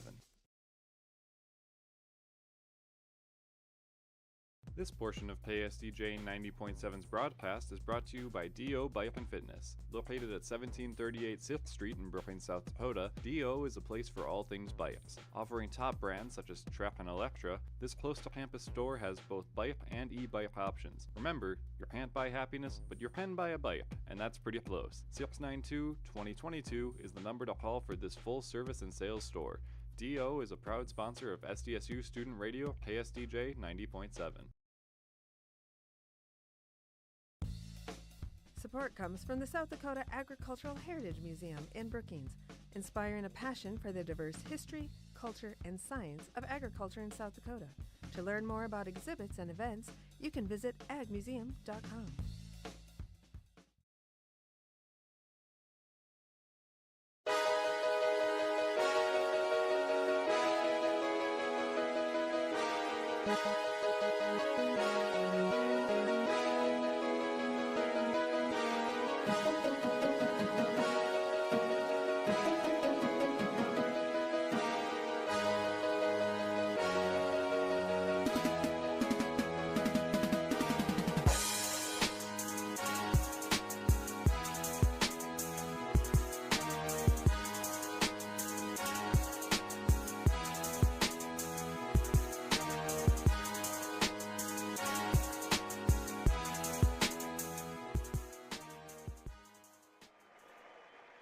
Welcome back in here at halftime. This is the Collegian Halftime Report on Collegian Sports. I'm Ben Anderson. Thanks for listening.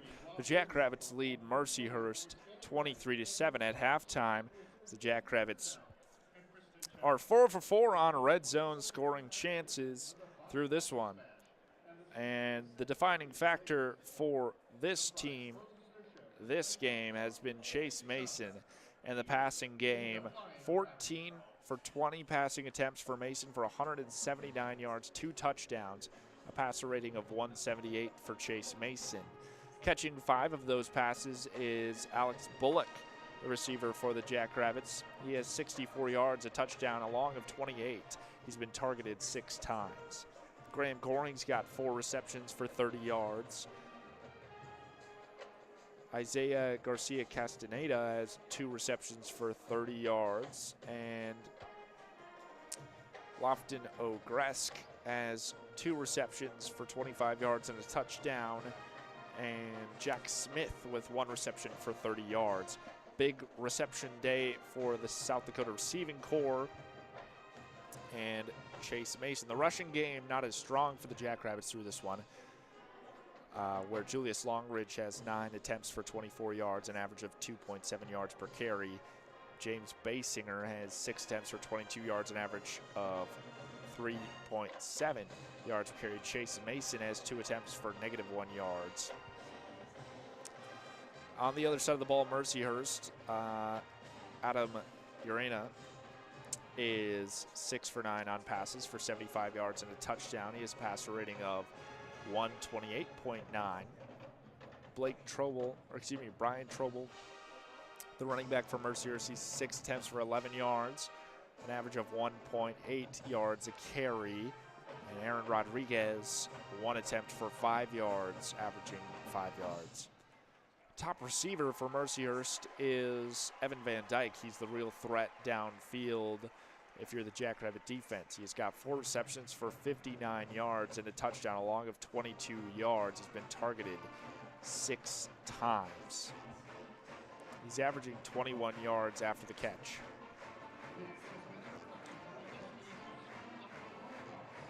The Jackrabbits still lead this one, scoring 2 touchdowns in the first quarter, followed by started by a field goal in their first drive of the game. Second quarter, Mercyhurst able to answer with a touchdown. The Jackrabbits only able to put 2 field goals on the board in the second quarter, but 2 interceptions already on the board for Adam Urena.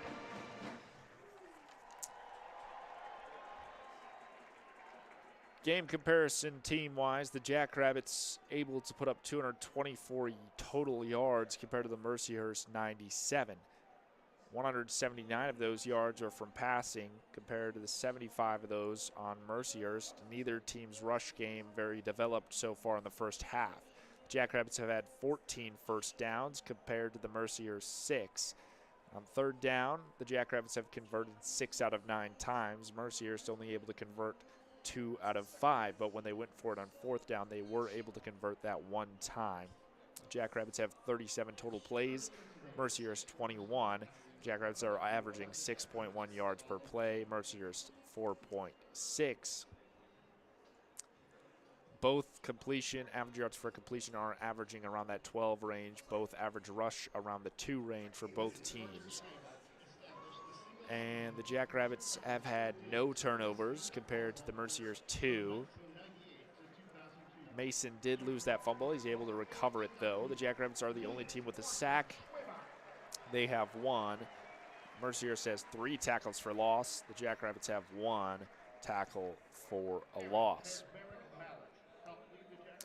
Jackrabbits just got to keep dominating the offensive side of the ball if they want to continue to keep winning through this one. They have 18:54 time of possession compared to the Mercyhurst 11 minutes. The Jackrabbits can just stay on offense. They will be able to outlast Mercyhurst through the second half. We'll see if that happens and if that's in the strategy for head coach Dan Jackson of the Jackrabbits, his first season as head coach here at SDSU. Just got to stay on offense for longer. The Jackrabbits should be able to outlast Mercyhurst, as the Jacks are the second-ranked team here in the FCS, just behind North Dakota State. Coming up for collegiate sports and Jackrabbit football, the Jackrabbits will travel to Youngstown, Ohio to take on Youngstown State on October 4th. That's next week, Saturday at 6 p.m. That game will take place Eastern time. Then the Jackrabbits coming back to Dana J. Dykhouse versus Northern Iowa on October 11th. That is at 2 p.m. That's Hobo Day. We'll have it for you here on Collegiate Sports. That should be a big one. Then the Saturday after Hobo Day in Murray State, the Jackrabbits head to Murray, Kentucky to take on Murray State on October 18th at 6 p.m. And then the big one, the North Dakota State Bison coming to Brookings for the Dakota Marker game on October 25th. That game is to be determined right now for time. We will also have volleyball throughout the coming weeks in October. So make sure you tune in for volleyball as well on Collegiate Sports. We'll have it for you here as well. So make sure you tune in for that. Coming up for football, our next broadcast will be the Hobo Day broadcast on October 11th at 2 p.m. versus Northern Iowa. That one should be pretty good, so make sure you tune in there. That's going to be the end of the Collegiate halftime report. We get ready for the third quarter. It's going to start in about 5 minutes, so we'll take about a 5-minute break. Be back here at Dana J after that.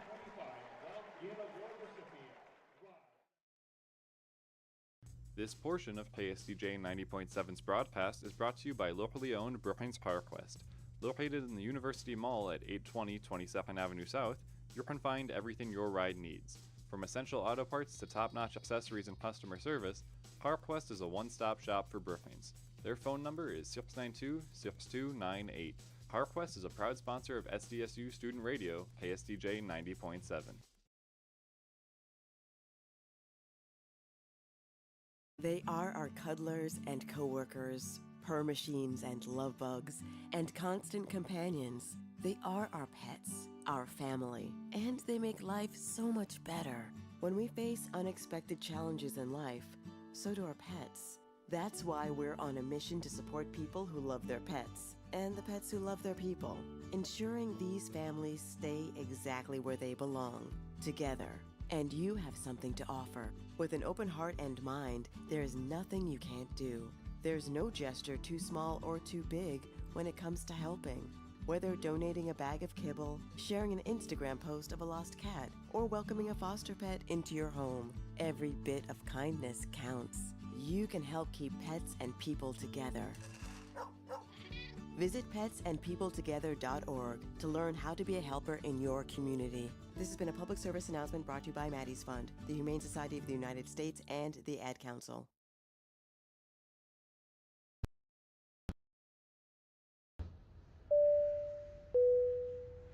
This is your captain. We are going to be experiencing some slight turbulence. Please fasten your... Oh, hold on. Just got a video of my cat. Imagine the pilot of an airplane was as confident as you are texting and driving. Seems kind of crazy when you put it like that. Visit StopTextStopWrecks.org, a message brought to you by the National Highway Traffic Safety Administration, Project Yellow Light, and the Ad Council.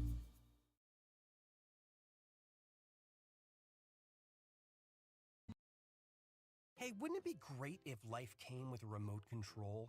You know, you could hit pause when you needed to, or hit rewind, like that time you knocked down that wasp's nest. Uh-oh. Or that time you forgot to roll up your windows in the car wash. Fantastic. Yeah, a remote control would have come in handy then. Well, life doesn't always give you time to change the outcome, but prediabetes does. With early diagnosis and a few healthy changes like managing your weight, getting active, stopping smoking, and eating healthier, you can stop prediabetes before it leads to type 2 diabetes. It's easy to learn your risk. Take the 1-minute test today at doihaveprediabetes.org. Life doesn't come with a remote control. Yikes! So you're on your own with the wasps. You have the power to take control of prediabetes. Visit doihaveprediabetes.org today.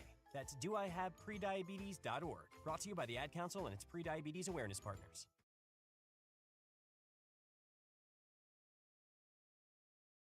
So what's a great way to spread awareness that driving high is illegal everywhere? A catchy song, of course. You can run, but you can't drive high. You can run, but you can't drive high. Friendly reminder, don't drive high. If you feel different, you drive different.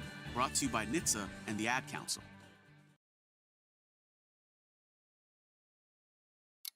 Are you prepared for an emergency or disaster? Because it's not a matter of if, but when. Don't find yourself saying, when the storm rolls in, my time to find a pet-friendly evacuation center will have run out. The scorching heat wave will leave me powerless to cool my insulin. I'll face a hurricane without meds. Now that's a tough pill to swallow. Let's prepare so we all have a better story to tell. Get started at ready.gov/older adults. Brought to you by FEMA and the Ad Council.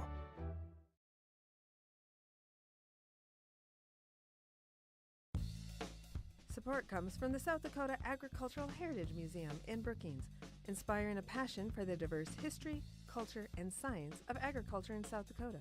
To learn more about exhibits and events, you can visit agmuseum.com.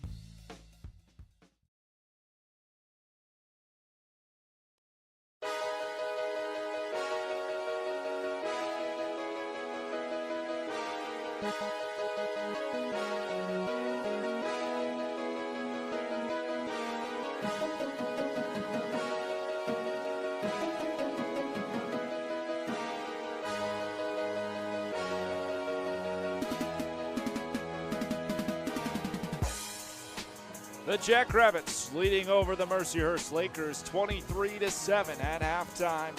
We're getting ready for the third quarter here. And Dana J.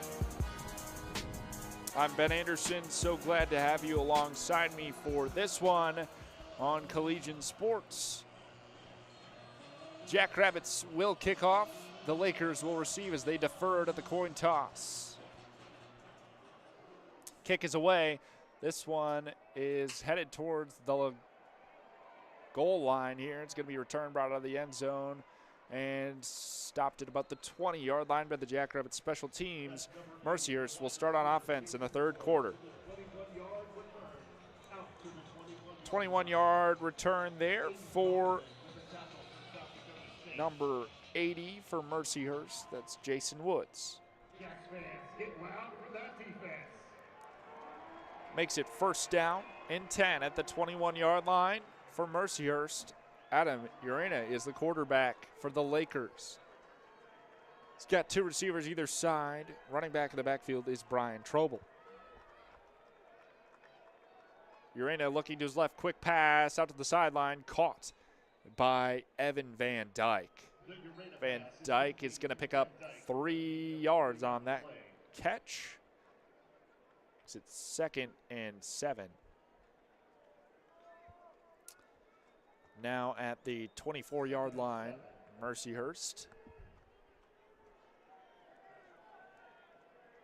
14:29 remaining in the third quarter. Urena looking to his right, his left, claps twice, takes the snap, and there's going to be a flag. Looks like we're going to get a false start.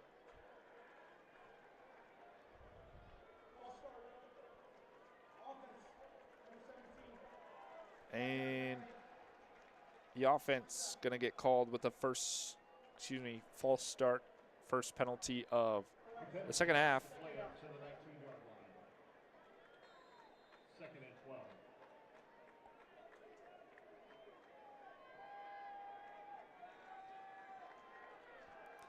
Going to make it second and 11 now for Mercyhurst. They're going to go to the air, and there's going to get blown up in the backfield for a loss. That attempted screen play there was caught by Dylan Evans, the receiver, but he gets blown up behind the play.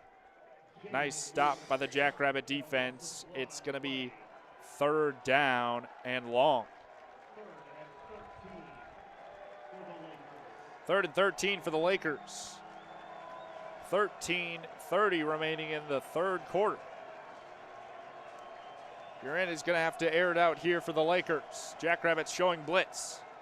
They don't send it, but they get through, and there's a sack for Urena. He's brought down in the backfield.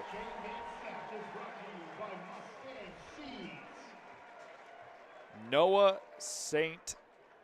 Juste from Montreal, Quebec, the cornerback for the Jackrabbits, brings him down in the backfield off the edge rush.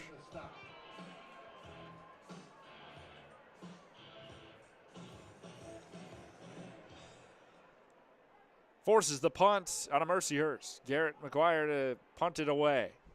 He's back in his old end zone. Look out, here comes the rush, and that's a bad punt, but it takes a favorable bounce before the 50, and it's returned by number 2 for the Jackrabbits, Isaiah Garcia Castaneda. He caught it about the 49 in Mercyhurst territory, returned it about 7 yards. The Jackrabbits will be positioned at the 42-yard line in the Laker territory to start off their drive, their first drive of the third quarter.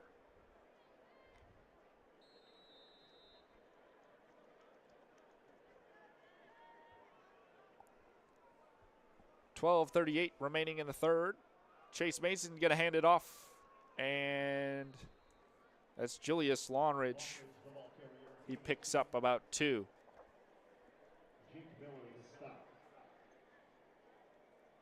Jake Miller credited with the stop for the Lakers. Puts the Jacks on the 40. 2nd and 8. In Laker territory, Mason has 3 receivers to his right. As they send a man in motion to the left, here is Chase looking to sneak it, and he gets stopped for a good gain. Tackled at the 36. Makes it 3rd down and 6 for the Jacks. 3rd and 4 for the Jackrabbits at the 36. The Jackrabbits are at the 36-yard line. Mason has 2 receivers either side. Lawnridge to his left in shotgun. Takes the snap, looks to his right, back to pass. Inside the pocket, Mason finding a receiver wide open. That is Alex Bullock for the first down. Bullock with a nice catch on the far sideline. Puts the Jackrabbits on the 25-yard line in Laker territory. Gain of 11 there for Alex Bullock on the reception from Mason. 1st and 10 on the 25-yard line. Mason takes the snap. It's going to be a handoff here. Lawnridge finds some space and a nice run here as he gets stopped at the 18-yard line. Nice 8-yard rush for Lawnridge. Makes it second and 3 for the Jackrabbits after the nice rush by Lawnridge. He finally found some space, been struggling. That's his longest rush of the day.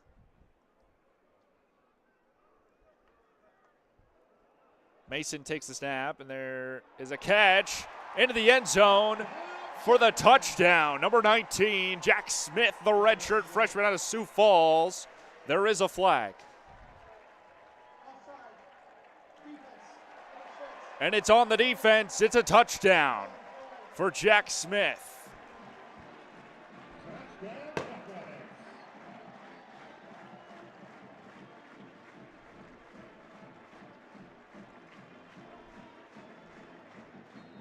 Jack Smith wide open on the near side. Chase Mason airs it out. And a nice touchdown reception for the redshirt freshman out of Sioux Falls. An 18-yard completion to Smith. The extra point is up and through for the Jacks. It's 30-7. The Jacks are ahead by 23.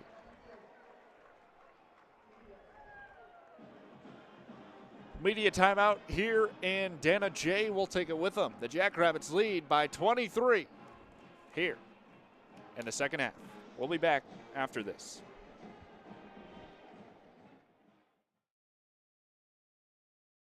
My name is Teresa Barber. I was in the United States Navy, and I served overseas in the Middle East and Africa. Early on in my career, I had a commander that taught our suicide prevention training, and the very next day, he took his own life. 90% of suicide attempts involving a gun are fatal. My way of continuing my service is to help protect my community by being a responsible gun owner and by storing firearms safely. Store all your guns securely. Help stop suicide. Brought to you by End Family Fire and the Ad Council.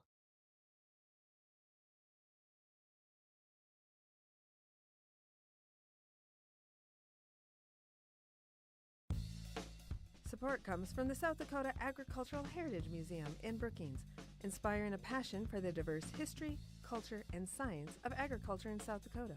To learn more about exhibits and events, you can visit agmuseum.com.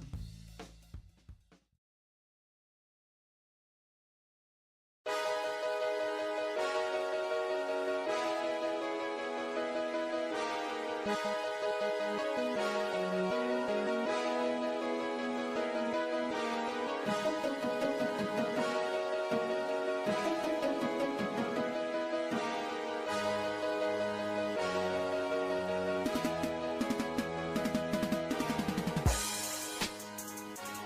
Jackrabbits able to get a touchdown here in the third quarter. Chase Mason passes to Jack Smith for 18 yards on the near side for the touchdown. Wide open walk in for Jack Smith. Makes it 30-7 as the Jackrabbits lead by 23 here in the third. 10 minutes remain in this quarter. After that pass by Mason, he is 6 for 22 for 208 yards and 3 touchdowns, no interceptions, a passer rating of 197 out of Chase Mason. That was Jack Smith's second catch of the day. His long of 30 previously, that one for 18 yards and the touchdown. Kickoff here is fielded at the 2-yard line. The return is caught in the back by number 44 on the special teams. Casey Larson, the linebacker for the Jackrabbits, tackles him at the 13-yard line. Excellent play by the kickoff team for the Jackrabbits.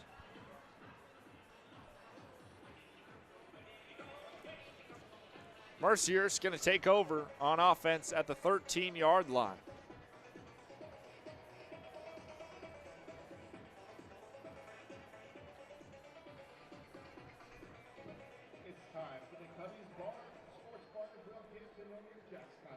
Still in a media timeout here, so we wait for that to come out. And after that kickoff, that excellent stop there by Casey Larson, able to stop the return man for Mercyhurst, Jason Woods at the 13. Woods caught it at the 2. He's only able to bring it out about 11.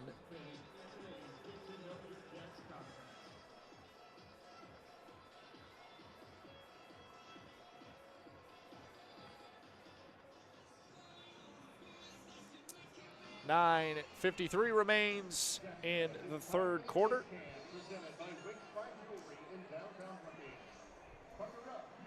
Still in the media timeout from Missouri Valley Football Conference. See the man in the red vest down there.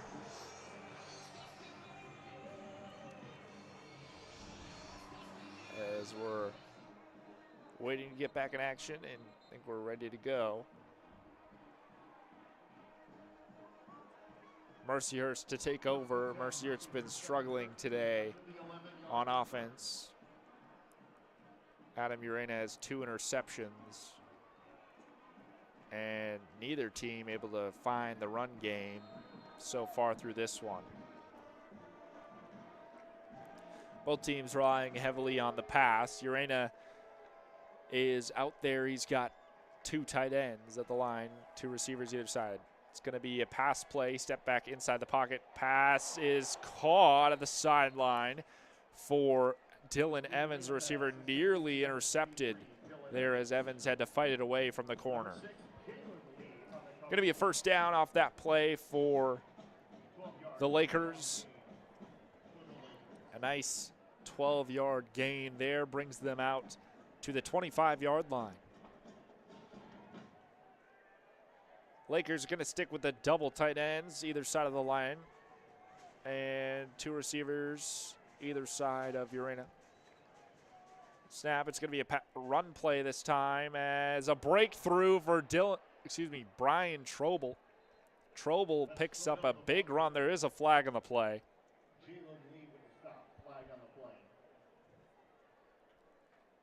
Trobel would have been out at around the 50-yard line if this is on the defense.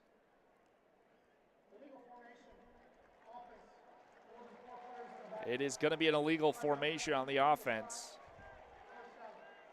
And that erases a big run by Brian Trobel. He picked up about 20 on that one. Instead, they're going to be backed up 5 yards. We're going to repeat first down.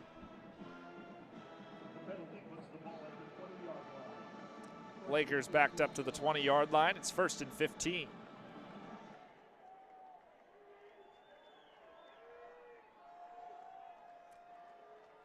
Urena claps once. It's going to be a handoff again. Back to trouble this time. Is swallowed up at the line of scrimmage. Picks up about 2. And it's 2nd and 13.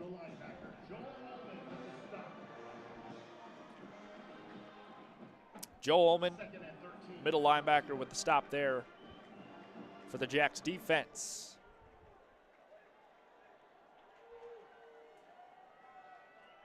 Four receivers to the left of the quarterback for the Lakers. Their pass play out to the far sideline. That one's going to be caught by Ryan Davidson. Davidson catches it. Couldn't quite pick up the first down. It's going to be 3rd and about 3 for the Lakers.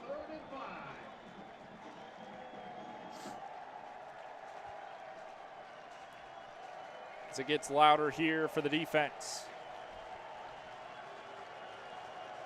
Urena, 2 receivers to his right. As they shift over, it looks like it's going to be a snap to the running back. It is a Wildcat snap here for the running back, Trobell, and he rushes forward, and he's able to pick up the first down. Trobell, the ball carrier, first down. Trobell going to pick up the first down and bring the Lakers out to the 36-yard line in their own end of the field. A tough battle there by Brian Trobell.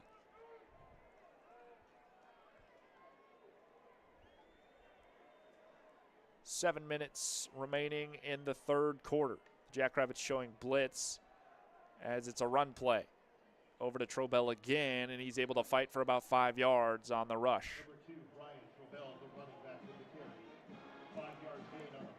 Mercyhurst trying to develop the run game here in the 3rd quarter.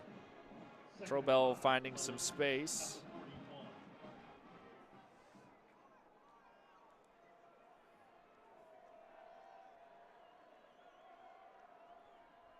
The Lakers set up at the 41 now in their own end. It's 2nd down. They've got 5 to go. Wildcat snap to the running back. It's handed back to the quarterback. Urena, it's a pass intended for Trobell, but that ball sails over his helmet. He would have been open for that one. That was a little bit shallower there by Urena. Instead, it falls incomplete. And it's 3rd down.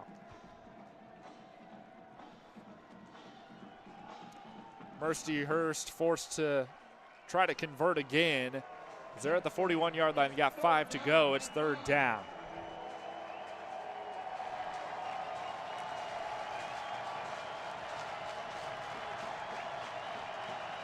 Urena, 2 receivers either side. Running back to his left. Sends a man in motion. Takes the snap. Looking. Pocket is collapsing, and he gets taken down. Urena sacked at the line of scrimmage by the Jackrabbit defensive line. Dawson Ripperda from Larchwood, Iowa, the defensive end, credited with the sack there. It's 4th down. 4th and 7. The Lakers take a loss of 2. It's 4th and 7, and here comes the punt team.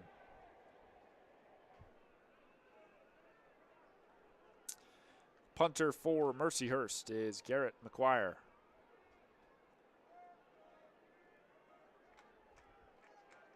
McGuire, good snap, and the punt is away. Good punt, fielded at the 30, fair caught. Fair catch by Miles Taylor. Miles Taylor, fair catch is that one for the Jacks. Excuse me, that's Isaiah Garcia Castaneda with a fair catch. Jackrabbits will start it at the 30 their drive with 5 minutes, 30 seconds to go after the media timeout. We'll be right back on Collegiate Sports.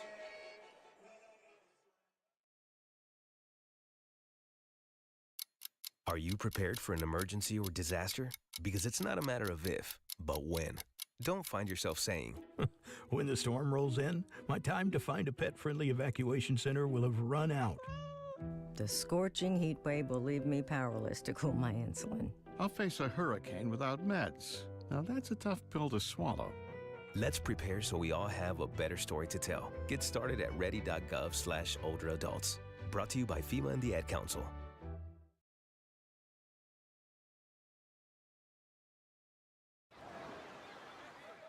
Hear that? That's the sound of your life. Perfectly imperfect. Beating in rhythm to the world you've created. But every time you drive after drinking, the music gets drowned out. Your life sounds pretty great. Don't let a buzz ruin it. Buzz driving is drunk driving. Don't drive buzzed. A message from NHTSA and the Ad Council. This portion of KSDJ 90.7's broadcast is brought to you by locally owned Mercyhurst. Located in the University Mall at 820 22nd Avenue South, you can find everything your ride needs. From essential auto parts to top-notch accessories and customer service, PowerQuest is a one-stop shop for Brookings. Their phone number is 692-6298. PowerQuest is a proud sponsor of SDSU Student Radio, KSDJ 90.7.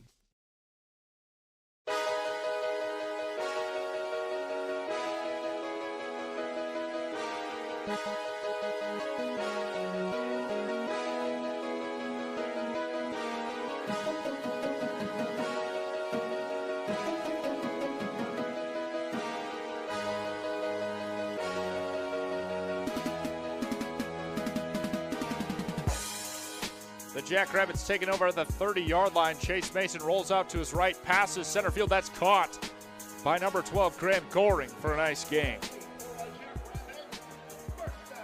First down caught by Goring,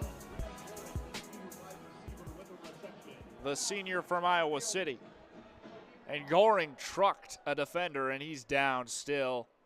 And the athletic training staff going to head out for Mercyhurst. Injured Laker down. Jackrabbits going to be placed at the 43-yard line. It's 1st and 10 in their own half. After the nice gain by Graham Goring, that's a 12-yard catch for him from Mason. Mason is 17 for 23, 220 yards, 3 touchdowns through this one. Goring, that's his 5th catch of the day. He's got 42 yards receiving.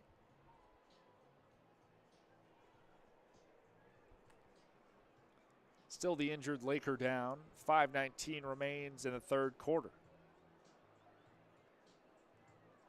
Jackrabbits at the 43-yard line.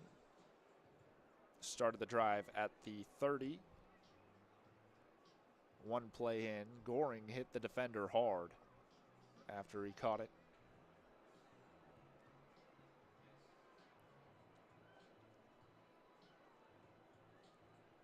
And still going to be down. The Lakers lost a member of their special teams unit, the kickoff team, right away in this one, as he had to be carted off.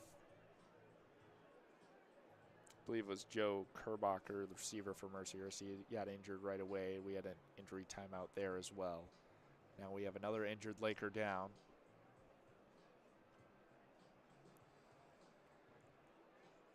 It's the training staff out with him.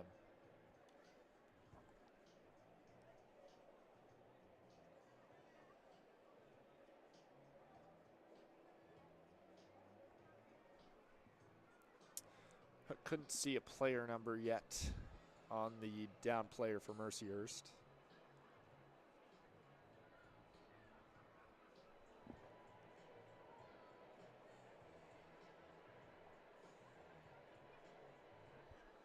And the cart coming back out here.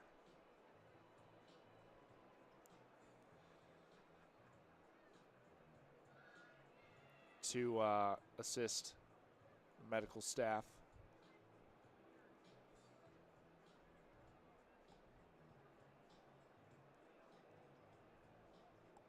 As the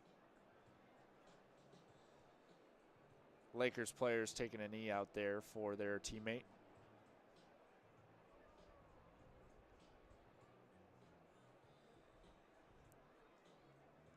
And they've got a backboard out there.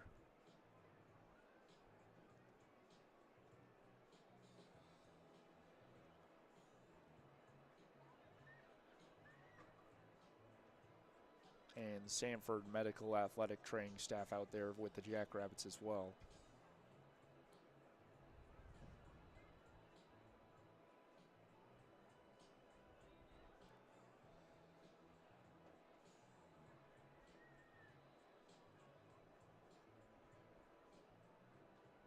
They are still assisting the down player. He's at the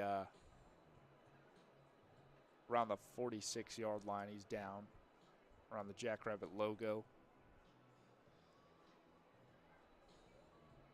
And they're still tending to him there, not trying to move him yet.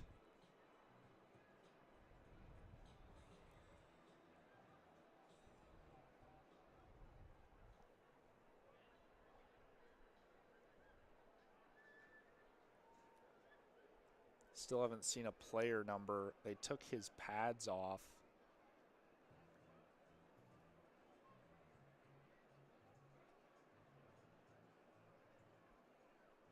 They're still trying to assist him.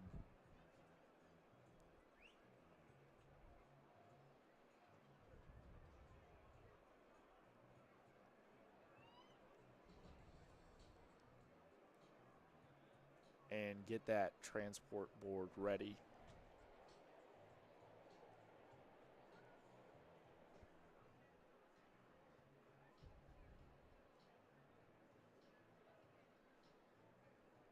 Goring with his 5th reception there, his long today of 12.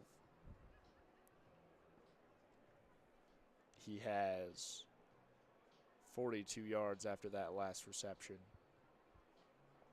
That was his longest catch of the day.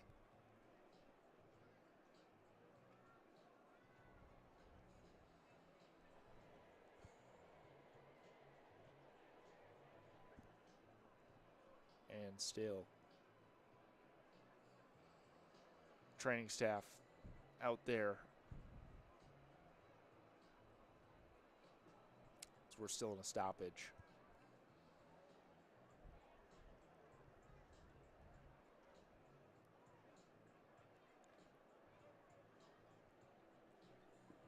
Some of the Jackrabbit players taking a knee now.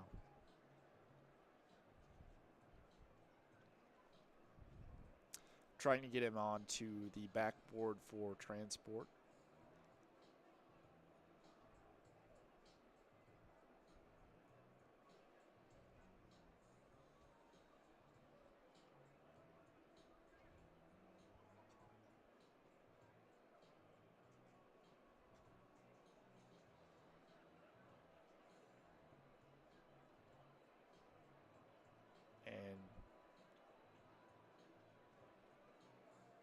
Believe they're getting ready now to take him off to the cart.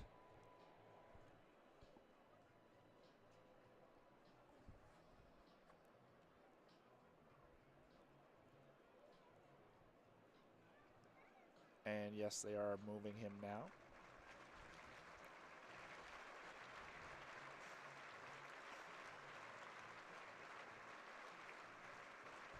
And a standing ovation here from the Jackrabbit fans.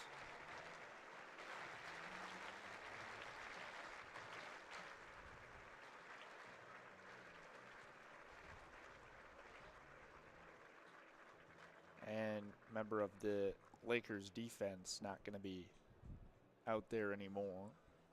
A loss here for their team.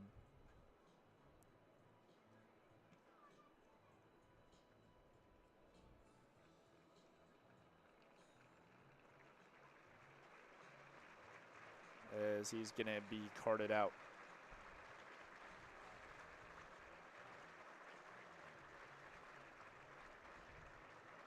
second use of the cart today from the Mercyhurst side of the field.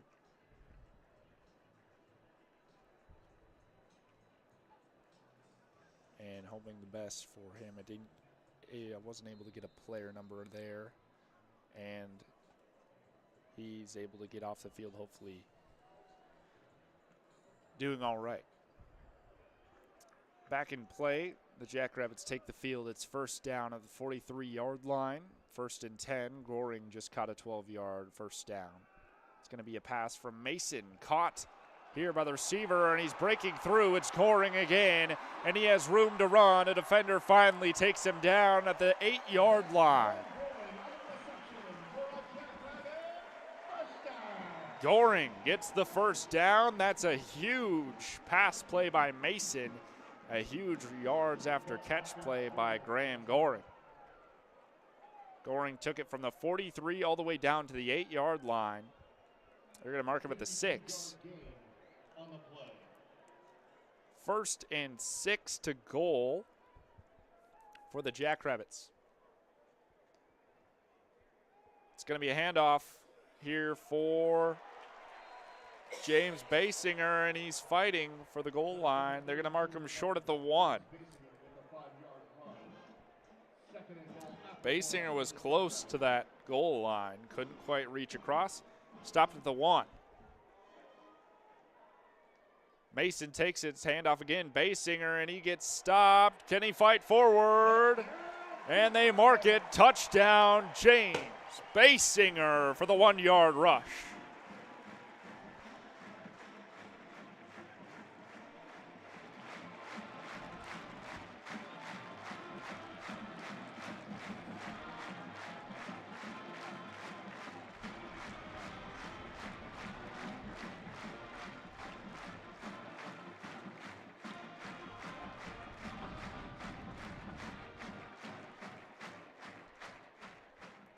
PAT out there for Eli Statter.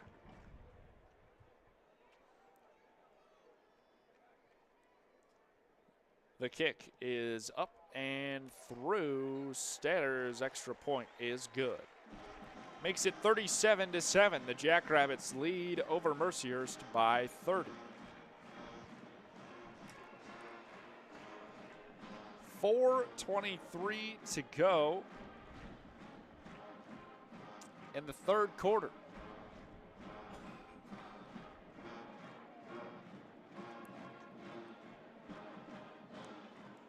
As we will stick around here, we're going to get a kickoff soon from the Jackrabbits.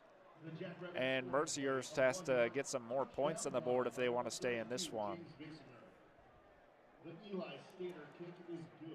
The 1-yard rush by James Basinger, and the running core of the Jackrabbit squad finally has a touchdown.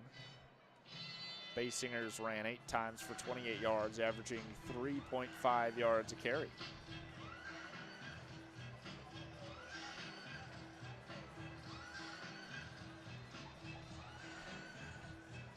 .423 to go. Here comes the kickoff from Ryan Arrington.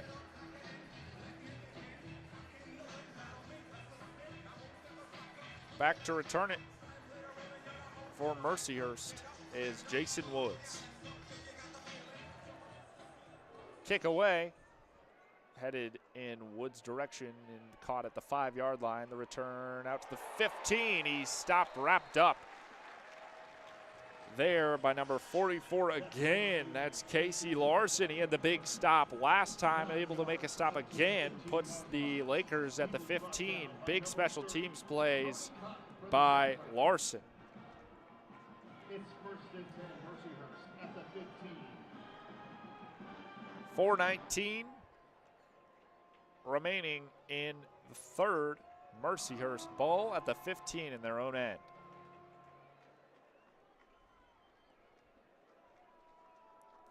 Adam Urena, the quarterback. 2 receivers either side. Sends a man in motion. It's going to be a pass out to the flats. Caught around the 18-yard line. Braden Black caught that one. Second down and 8 for Mercyhurst. Lakers set up in a similar formation, receivers either side. This time another pass, looking deep. He's in trouble, has to scramble, and a sack. He's brought down at the line of scrimmage. That time looked to be a sack from number 49.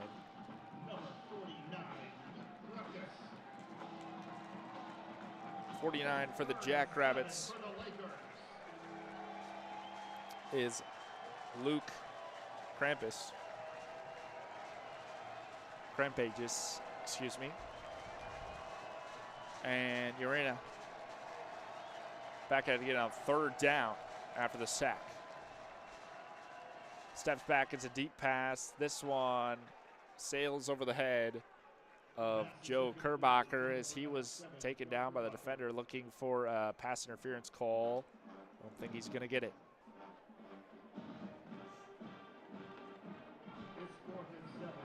It's 4th and 7. And the punt team forced to come out for the Lakers. Defense didn't get much of a rest there. It's going to be a 4 and out for the Lakers. Punt away. This one wobbles off to the right, heads out of bounds at the 43-yard line of the Jackrabbit end. The ball rolls out of bounds at the 43-yard line. Jackrabbits will take over with 2:47 remaining in the third quarter.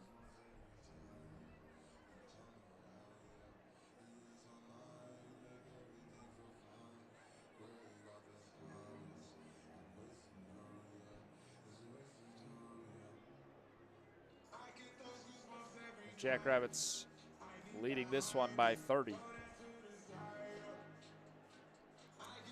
Ball going to be placed around the 40. We'll see where the official spot is. The officials talking.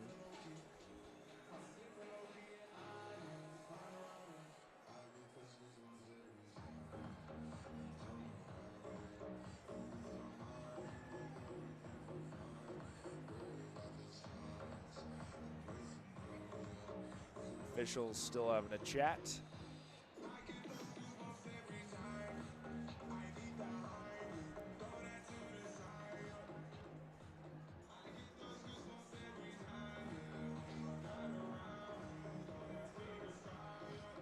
.247 remains in the third.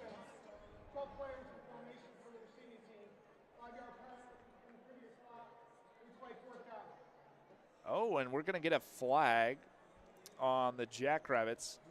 It is too many men on the field. They had 12 players on the receiving team.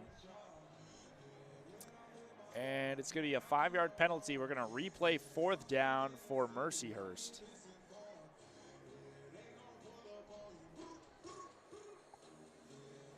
And it makes it 4th and 2. And Mercyhurst is on the 23-yard line.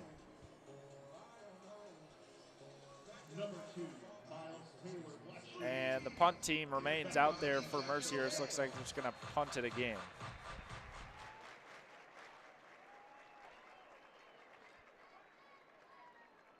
And the punt is away. This one is a high punt. Rolling, and it bounces around the 50-yard line. And it's picked up by the return man around the 36-yard line. Kick to the 41. And it's kicked to the 41-yard line. The Jackrabbits will take over. Ball spotted the 39-yard line. 1st and 10 for the Jacks. 2:36 remains in the third quarter. Jackrabbits take over on offense. Snap to Mason. He looks to pass. No, he's going to scramble himself. Nope. Passes outside to number 10, and he trucked out of bounds. That was That's a Jackrabbit first down. number 10 for the Jacks. Flag on the play. The reception was made by number 10. Braden Delahoy with the catch, and he got trucked out of bounds by the Mercyhurst defender there. Ineligible receiver downfield. Offense, number 69. 5-yard penalty to the previous spot. First down. And number 69 for the Jackrabbits, Quentin Christensen, the left tackle, legal man downfield. Jackrabbits will back up. They'll be 1st and 15 now. 15 for the Jackrabbits at the 34-yard line.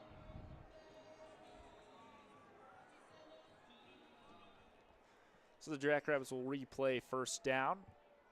Mason is shotgun. 2 receivers to his right. He looks that way. Looking to pass now to scramble as the pocket collapses. He's taken down for a minimal gain. Mason, the ball carrier. No gain on play. Actually, didn't break the line of scrimmage. No gain there for Mason. As it's 2nd down and 15.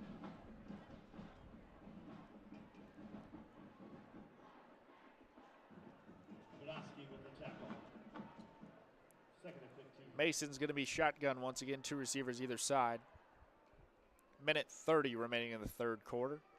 Mason's got to get rid of it as that one started to collapse, and it almost gets intercepted. Luckily, it's caught by James Basinger. And Basinger picks up a nice chunk of yardage there on that interesting play. Nearly intercepted by the defense. Ends up in the arms of Basinger. Jackrabbits are 3rd and 2. Now they're positioned on the 48-yard line.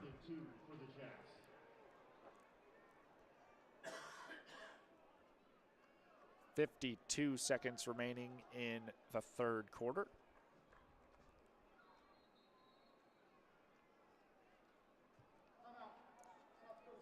Timeout's going to be called by SDSU.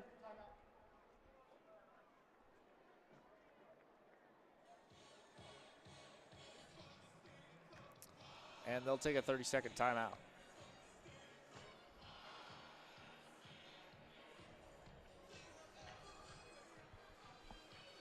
Jackrabbits remain dominant through the first 3 quarters. It's 37-7.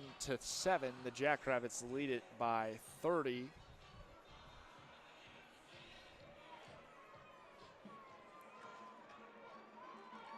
And after the short timeout, both teams retake the field.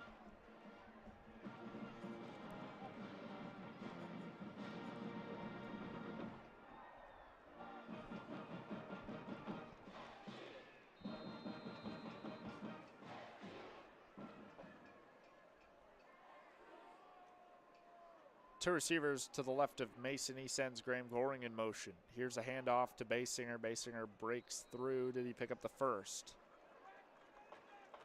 And he does. First down picked up by Basinger after the rush. Makes it 1st and 10. Under 30 seconds remaining in the third quarter. First down and 10 at the 50-yard line for the Jacks. 4 receivers to the right side. Mason going to hand off to Basinger, headed that way. Flag on the play. Basinger brought down for a loss. Basinger with a 3-yard run. Flag on the play. 4 seconds remaining in the third quarter. Flag. Offside. Defense, number 17. 5-yard penalty. Offsides by the defense. 5-yard penalty gives the Jackrabbits the first down. The penalty moves the ball to the Mercyhurst 46. Ball going to be placed at the 46. It's 1st and 5 for the Jackrabbits. That's the Indian That's going to be the end of the third quarter.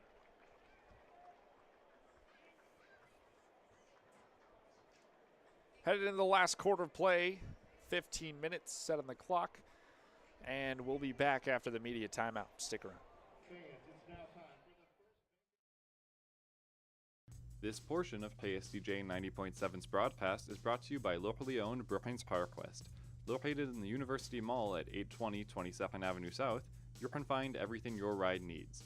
From essential auto parts to top-notch accessories and customer service, PowerQuest is a one-stop shop for Brookings. Their phone number is 692-6298. PowerQuest is a proud sponsor of SDSU Student Radio, KSDJ 90.7.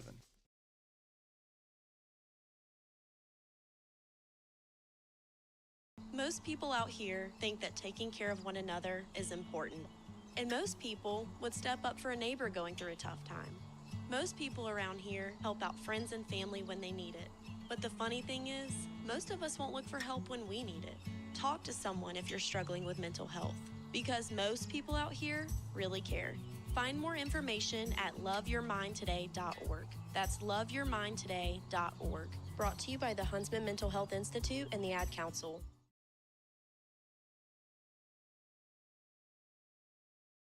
Hey, wouldn't it be great if life came with a remote control? You know, you could hit pause when you needed to, or hit rewind. Like that time you knocked down that wasp's nest. Uh-oh. Or that time you forgot to roll up your windows in the car wash.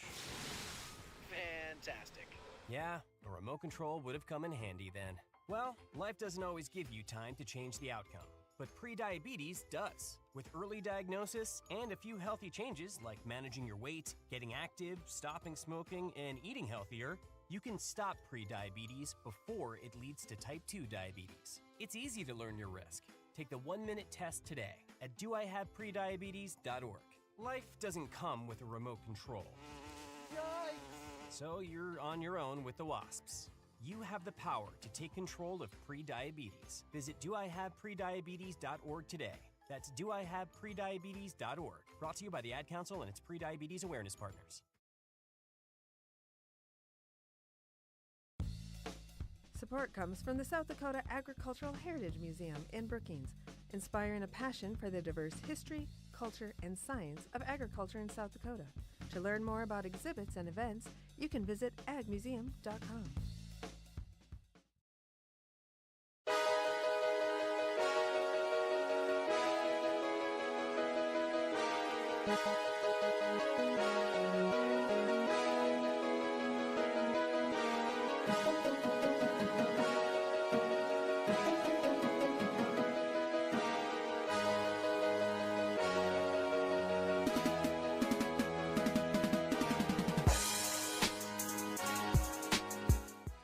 Welcome back in here to First Bank and Trust Arena. I'm Ben Anderson with Collegian Sports. The Jackrabbits lead over the Lakers 37-7 as Chase Mason airs it out, intended for Graham Goring. He was around the 5-yard line. He couldn't hang on to it. That one falls incomplete. It's going to be second down and 5. The Jackrabbits are at the 45-yard line.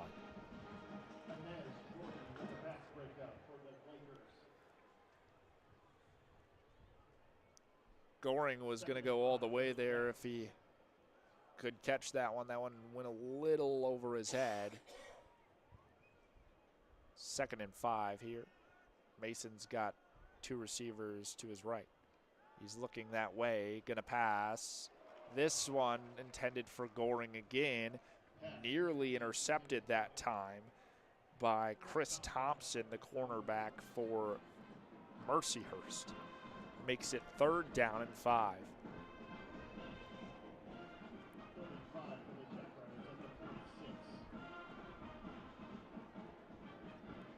Third and 5 for the Jacks at the 45-yard line. It's the fourth quarter.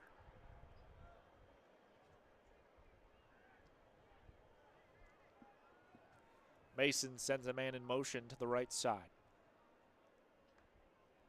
Back inside the pocket, Mason looks center field. There's a catch, caught by Goring for the first down. The pass is complete to Graham Goring for a Jackrabbit first down. Goring with a nice catch there.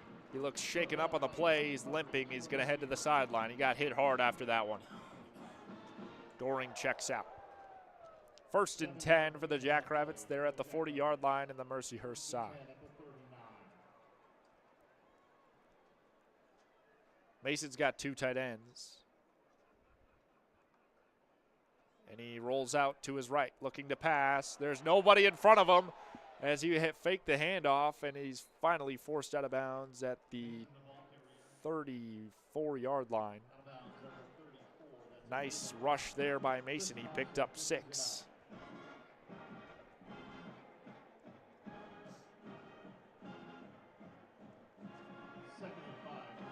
Jackrabbits are at the 39-yard line in the Laker end. Nice rush there by Mason. 13:45 remains in the 4th quarter. Mason's got 2 receivers to his right, sends a man in motion to the left. Mason back to pass once again, finding a receiver wide open, headed towards the end zone. Forced out, is it good?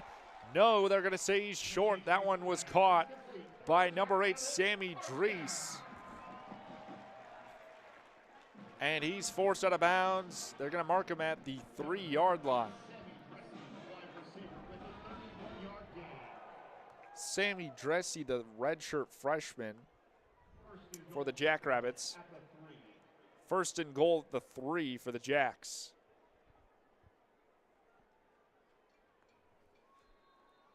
Jackrabbits in the red zone. Whistle going to stop play.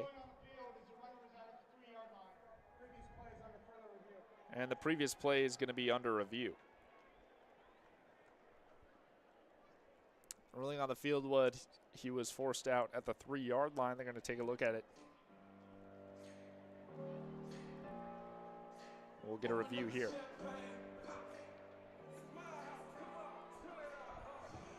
They're looking for the touchdown here.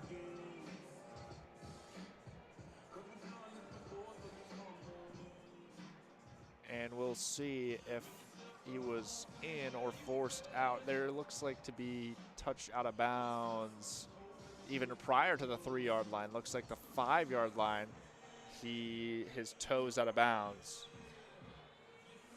Dressy, the receiver, forced out by number 8, Conte Higley for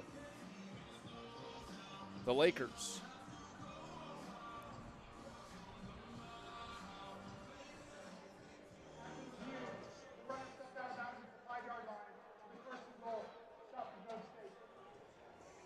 After review, they're going to say he stepped out of bounds at the 5, so it'll be 1st and goal at the 5-yard line, backing up 2 yards after the review. The 29-yard gain for Sammy Dressy. 1st and goal for the Jacks at the 5. 13:06 remains in the game. Jackrabbits ahead by 30. It's 37-7. Mason has a fullback and a running back, 2 receivers to his left. It's going to be to the running back, forcing his way forward and into the end zone for the touchdown.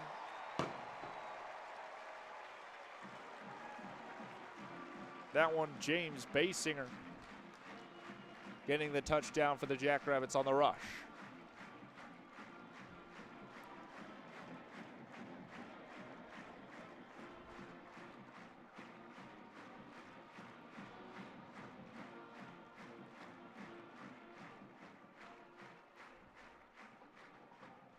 That one looked to be actually not James Basinger. Could have been Brendan Begeman, number 24, on the rush in there. Extra point will be good.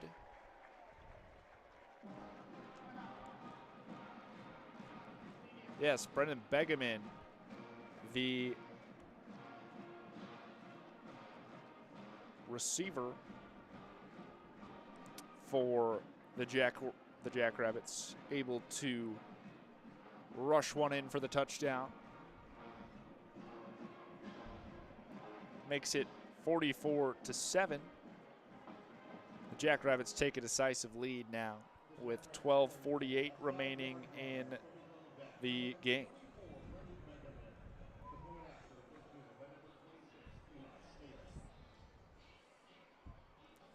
So Begeman gets on the board. We'll take a media timeout and be right back here in Dana J after this. It's time for the Flyboy Donuts. This portion of KSDJ 90.7's broadcast is brought to you by locally owned Brookings PowerQuest. Located in the University Mall at 820 22nd Avenue South, you can find everything your ride needs.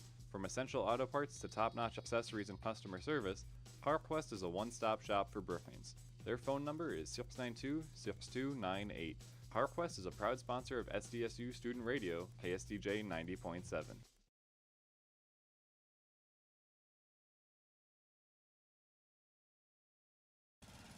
Babes, what are you doing? What? I'm just mowing the lawn. No, it's blazing hot and dry out here. Don't you remember? Smokey Bear says. Avoid using power equipment when it's windy or dry. Where'd you learn this? Oh, it's on SmokeyBear.com with many other wildfire prevention tips. Right. Thanks, Honey Bear. Because remember, only you can prevent wildfires. Brought to you by the USDA Forest Service, your state forester, and the Ad Council.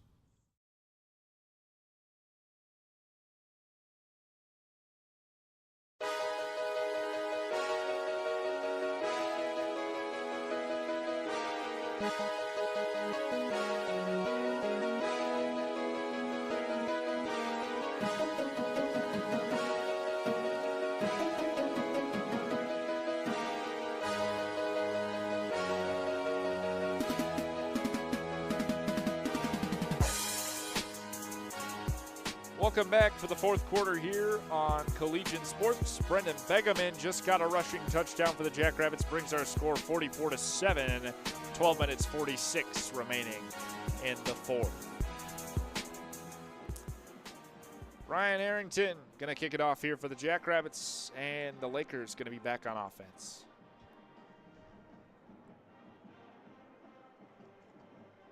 Lakers with little hope to get back into this one. We'll see if they can maintain some faith here, put any points on the board. The return man brings it out to the 15 before being dragged out of bounds that time by Jaden Oliver, the cornerback. Woods on the return for Mercyhurst. Flag on the play.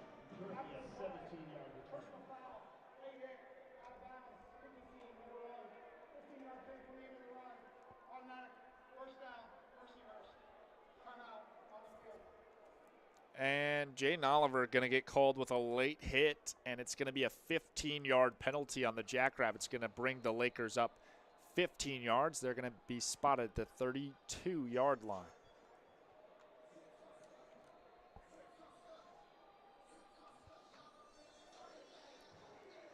.41 remains after the kickoff. It's 1st and 10 for the Lakers at the 32-yard line after the 15-yard penalty on Jaden Oliver.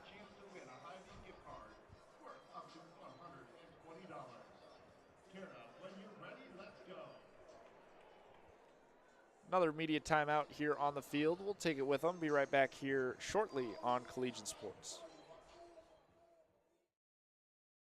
This portion of KSDJ 90.7's broadcast is brought to you by D.O. Bike and Fitness. Located at 1738 6th Street in Brooklyn, South Dakota, D.O. is a place for all things bikes. Offering top brands such as Trap and Electra, this close-to-campus store has both bike and e-bike options. Remember, you can't buy happiness, but you can buy a bike, and that's pretty close. 692-2022 is the number to call for this full-service and sales store. D.O. is a proud sponsor of SDSU Student Radio, KSDJ 90.7.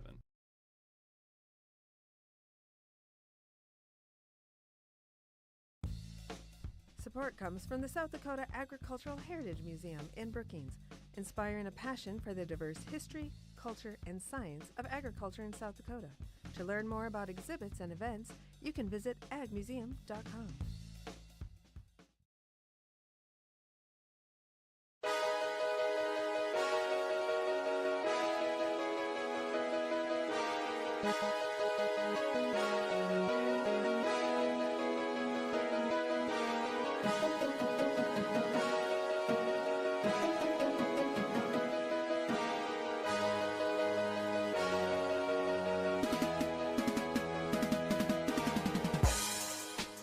Laker offense at work now. Handoff here for the running back from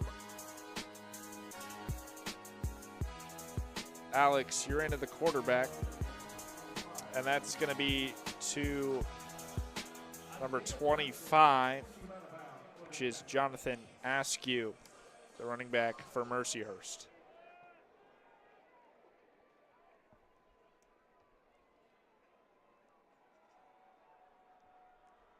It's going to make it 2nd and about 4 here for the Lakers. As Urena steps back to pass, he's going to unload it. Deep ball, almost intercepted, but couldn't quite hang on to it. That's number 44 again, Casey Larson. Couldn't quite hold on to it. Larson's had a big day on special teams, on kickoff team, stopping the return man multiple times for the Lakers. It's 3rd and 4 now.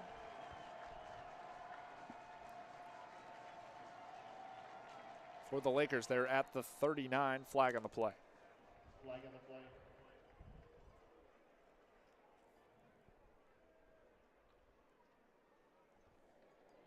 False start. Offense, number 17. 5-yard penalty. 3rd down. False start on the Lakers. 5-yard penalty. They'll back up to the 9.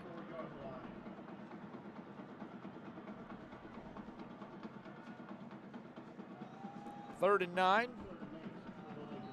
The Lakers are on the 39. Excuse me, the 34.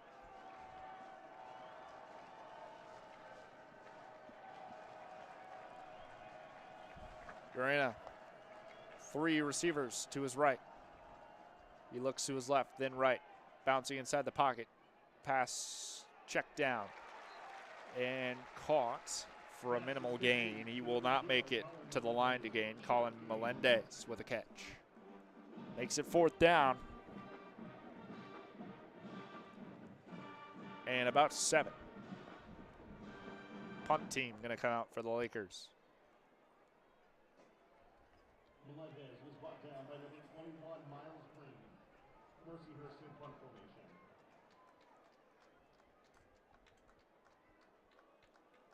Punt team out for Mercyhurst. The punter is Garrett McGuire. McGuire boots it away. That one's spinning end over end, bounces out of bounds. The Jacks will get it.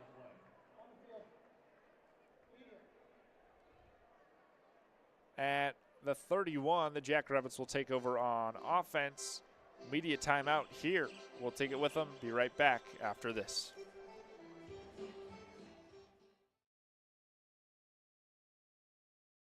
They are our cuddlers and coworkers, purr machines and love bugs, and constant companions. They are our pets, our family, and they make life so much better. When we face unexpected challenges in life, so do our pets. That's why we're on a mission to support people who love their pets, and the pets who love their people, ensuring these families stay exactly where they belong, together. And you have something to offer. With an open heart and mind, there is nothing you can't do. There's no gesture too small or too big when it comes to helping. Whether donating a bag of kibble, sharing an Instagram post of a lost cat, or welcoming a foster pet into your home, every bit of kindness counts. You can help keep pets and people together. Visit petsandpeopletogether.org to learn how to be a helper in your community. This has been a public service announcement brought to you by Maddie's Fund, the Humane Society of the United States, and the Ad Council.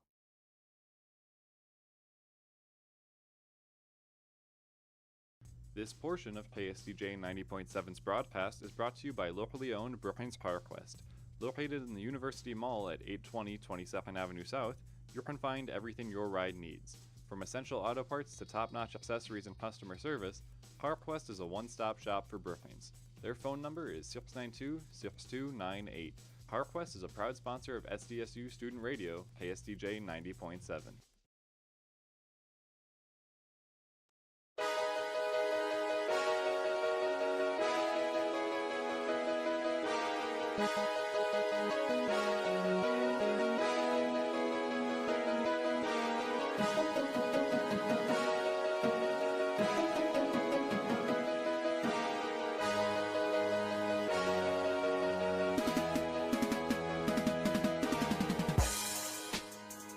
Back in here for the fourth quarter of action on Collegiate Sports. The Jackrabbits taking on the Mercyhurst Lakers. The Jackrabbits with possession on 1st and 10.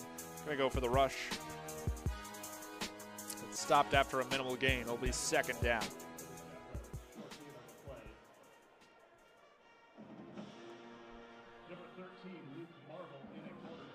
Rush that time by number 24, Brendan Begeman.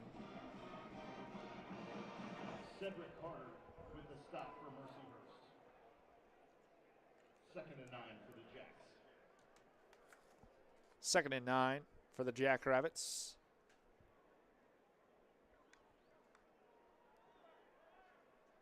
As they're going to pass out to the running back. This is James Basinger on the reception in the flats. In the game right now is Luke Marble, the backup quarterback for SDSU. He's a redshirt freshman who completed that pass. 12-yard gain for the Jackrabbits. 12-yard gain on that. Run after catch by James Basinger. Pass completed by Luke Marble.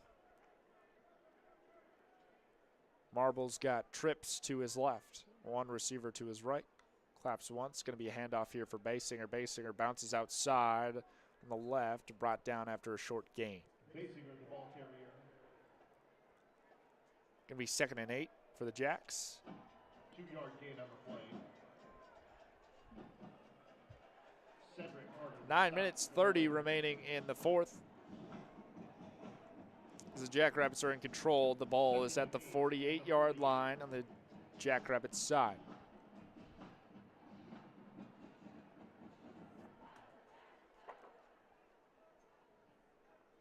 Marble. Claps once and a handoff again for Basinger. Basinger on a sweep to the left. He gets stopped by the defense, but not after a good gain. He's going to pick up the 1st down. First down.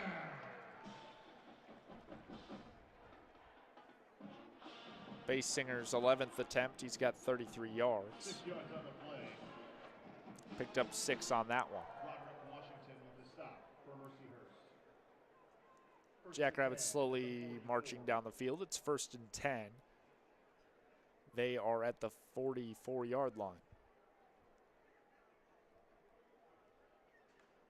Luke Marble with a handoff here to Basinger once again. Headed out to the right side on a sweep.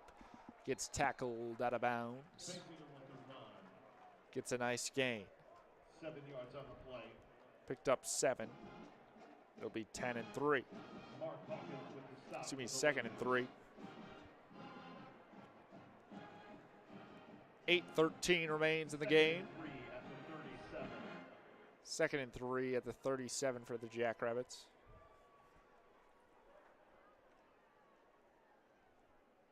Luke Marble in the game at quarterback.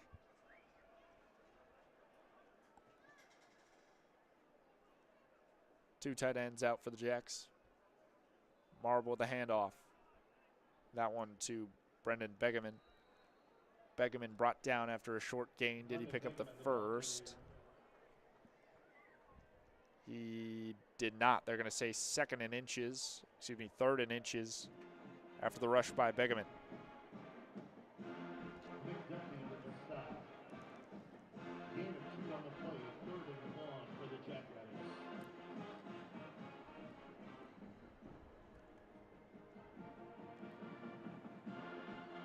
Ball placed at the 35. 3rd and inches.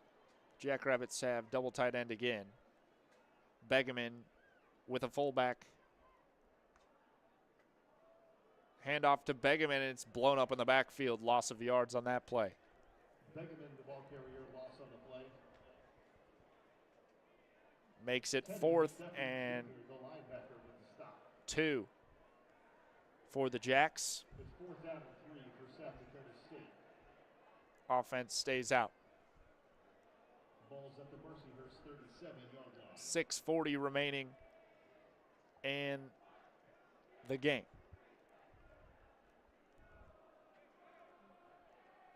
Luke Marble is still out there.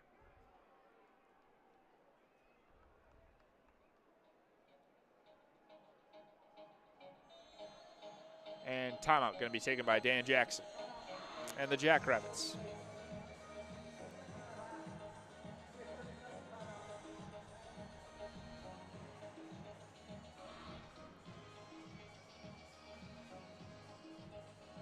Jackrabbits been dominant all day. Chase Mason, star of the show, passing, exited the game for Luke Marble. Before that, Mason was 21 for 29 on passes for 321 yards, 3 touchdowns, a passer rating of 199 for Mason. Excellent day for Chase. 6:20 remaining in this one. Timeout by head coach Dan Jackson. We'll see if the punt team or the field goal team comes out, or the offense. The Jackrabbits are at the 37-yard line. They've got 2 yards to go. It's 4th down. The offense is out there. Luke Marble in shotgun. 2 receivers either side, man in motion. Trips now to the right. Marble looks that way, passing to the right. Caught for the 1st down. Number 19 with a reception there. That's Jack Smith. Jack Smith with the catch. 1st down and 10 after the conversion by the Jackrabbits on 4th down.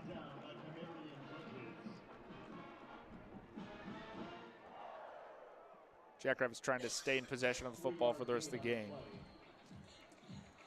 Ball's at the 35 in Mercyhurst territory. It's 1st down and 10. Luke Marble looking to get a touchdown after the conversion by Jack Smith. Marble passes out to his running back, check down there. Yards after catch for James Basinger, gets a nice gain.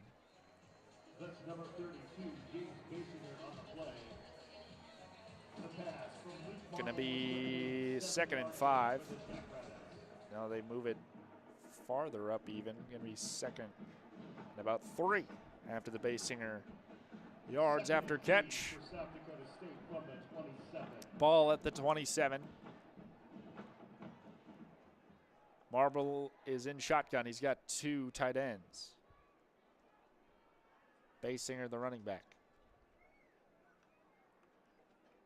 Marble going to keep it. Rolling out to his left on the rush. QB sneak. Picks up the 1st down. The quarterback, Luke Marble with the keeper. And the Jackrabbit, 1st down.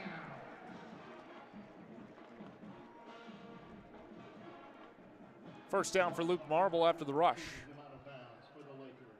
Going to be 1st and 10 at the 20-yard line in the Laker territory for Luke Marble and the Jackrabbits. 1st and 10, Jackrabbits. Luke Marble's a redshirt freshman out of Georgia, 6'4", 210. Marble going to hand it off to Basinger. He gets swallowed up quickly by the defensive line. Short gain.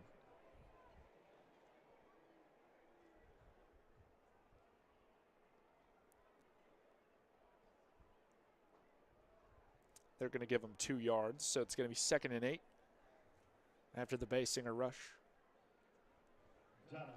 Under 4 minutes remaining.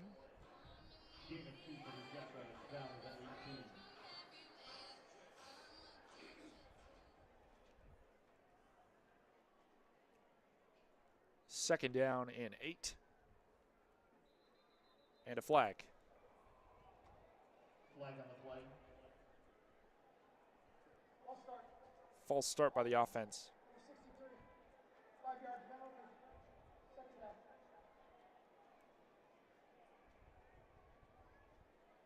Penalty puts the ball on the 23-yard line. Jackrabbits backed up to the 23-yard line. 2nd and 13. Repeat 2nd down after the false start.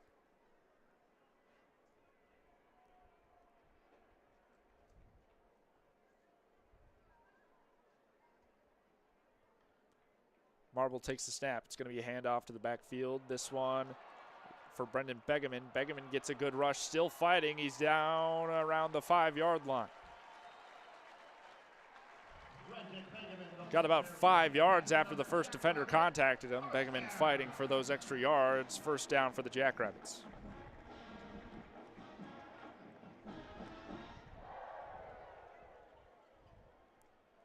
Begeman was stopped by Beckwith for the Lakers. 19-yard gain. Down 2:45 remaining in the game. Jackrabbits first and goal. Got 4 yards to go.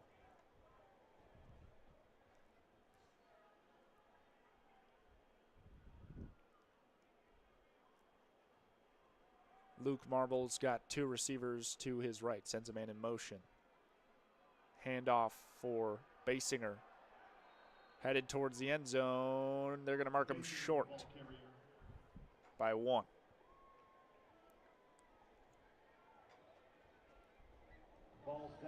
He's 2nd and 1. 2:05 remains in the game. We're about to head to the 2-minute warning. It's the 2-minute timeout. And it's the Jackrabbits about to score. They're on the 1-yard line. 2nd down. It's 44-7, the Jackrabbits ahead. 2-minute timeout. We'll take a break. We'll be right back after this. This portion of KSDJ 90.7's broadcast is brought to you by locally owned Brookings PowerQuest. Located in the University Mall at 820 22nd Avenue South, you can find everything your ride needs. From essential auto parts to top-notch accessories and customer service, PowerQuest is a one-stop shop for Brookings. Their phone number is 692-6298. PowerQuest is a proud sponsor of SDSU Student Radio, KSDJ 90.7. So what's a great way to spread awareness that driving high is illegal everywhere? A catchy song, of course. You can run, but you can't drive high. You can run, but you can't drive high. Friendly reminder, don't drive high. If you feel different, you drive different. Brought to you by NHTSA and the Ad Council.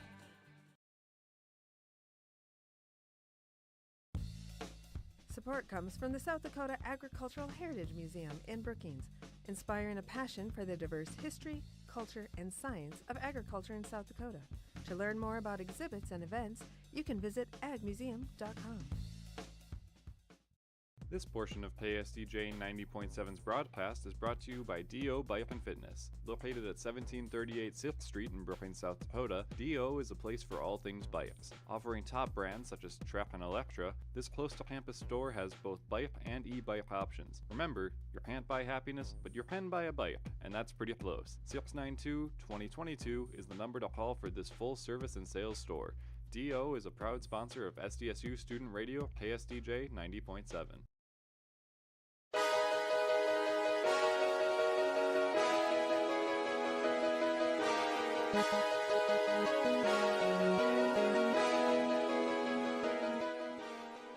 2-minute warning concludes. The Jackrabbits are on the 1-yard line. It's 2nd down. Taking the snap, rushing into the end zone.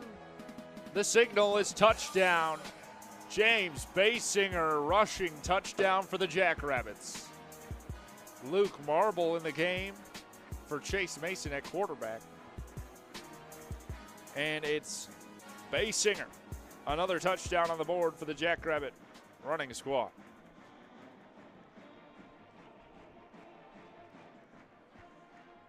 Basinger touchdown makes it 50-7. We'll see if the extra point goes through. Eli Stedder's been 100% so far today. We'll see. And he keeps it that way. PAT is good. 51-7 is the score. The Jackrabbits with a sizable lead here over the Lakers. Minute 55 remaining in this one.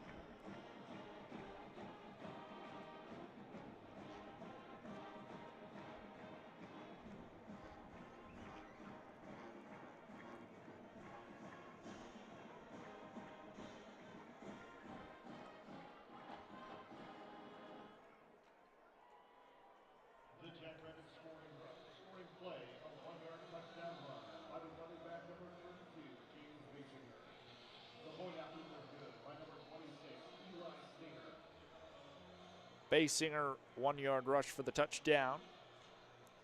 PAT good by Stater, and it's 51-7. The Jackrabbits going to kick it off. It's Ryan Harrington.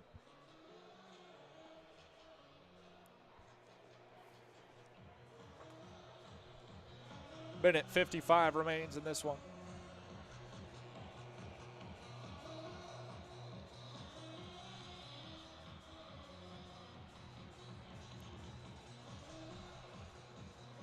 Here is the Harrington boot. Flying end over end. Return man is Woods. He's taking it about to the 20. Still not down. Gets it out to the 22-yard line. That's the wide receiver, number 80, Jason Woods. First and 10 for the Lakers. It's out at the 23-yard line.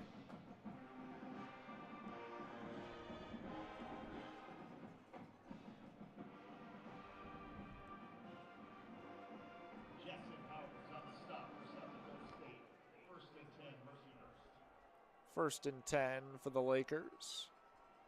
Backed up in their own end.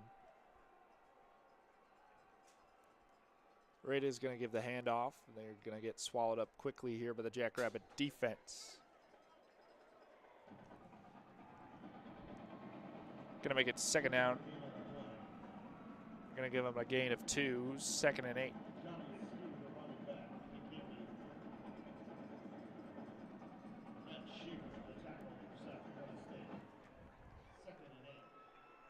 Second and 8 for the Lakers. Alex Giovanni in the game, the backup quarterback for the Lakers.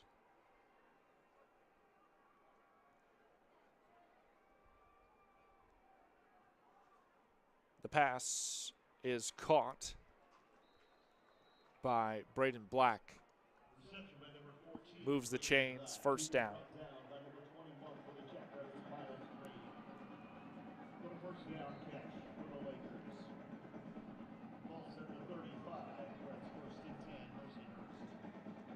Ball is at the 35, first and 10 for the Lakers. Javonin has 2 receivers either side. Running back at his right. 30 seconds remain in the game. Javonin gonna hand it off here for Jonathan Askew. And his rush is a 6-yard gain.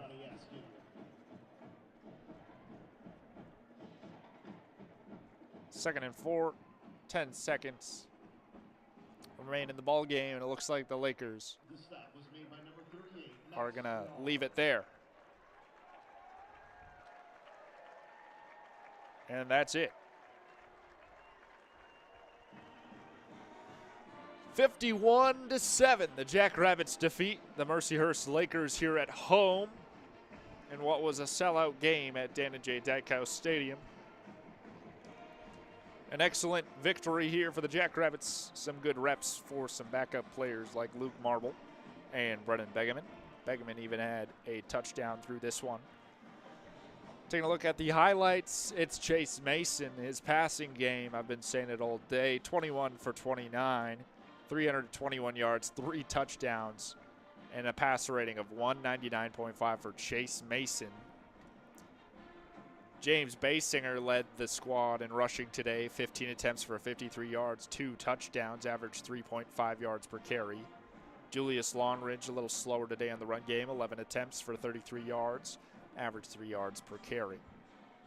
Graham Goring led the receiving corps with 7 receptions for 101 yards, along of 52 yards. And Alex Bullock second, just behind him, 6 receptions for 75 yards and a touchdown. The redshirt freshman of Sioux Falls, Jack Smith, has 3 receptions for 51 yards and a touchdown. James Basinger, the running back, had 3 receptions for 32 yards. Isaiah Garcia Castaneda had 2 receptions for 30 yards. Lofton Ogrusk, a little quieter game for him today. 2 receptions for 25 yards and a touchdown. Sammy Drisi, a reception for 29 yards as well. The Jackrabbits defeat Mercyhurst 51-7. The next Jackrabbit football broadcast for us will be the Hobo Day broadcast. Northern Iowa's coming to Dana J. Dykhouse Stadium. Should be a good game. Should be a sellout as well. Hobo Day, October 11th at 2 p.m. Make sure you tune in. Make sure you catch Jackrabbit volleyball here on Collegiate Sports as well. Coming up later this month, Jackrabbit women's basketball and Jackrabbit men's basketball tip-off at First Bank and Trust. We'll have it for you here as well. As the Jackrabbits celebrate on the field, I have been Ben Anderson for Collegiate Sports. As always, go big, go blue, go Jacks. Have a good one, everybody.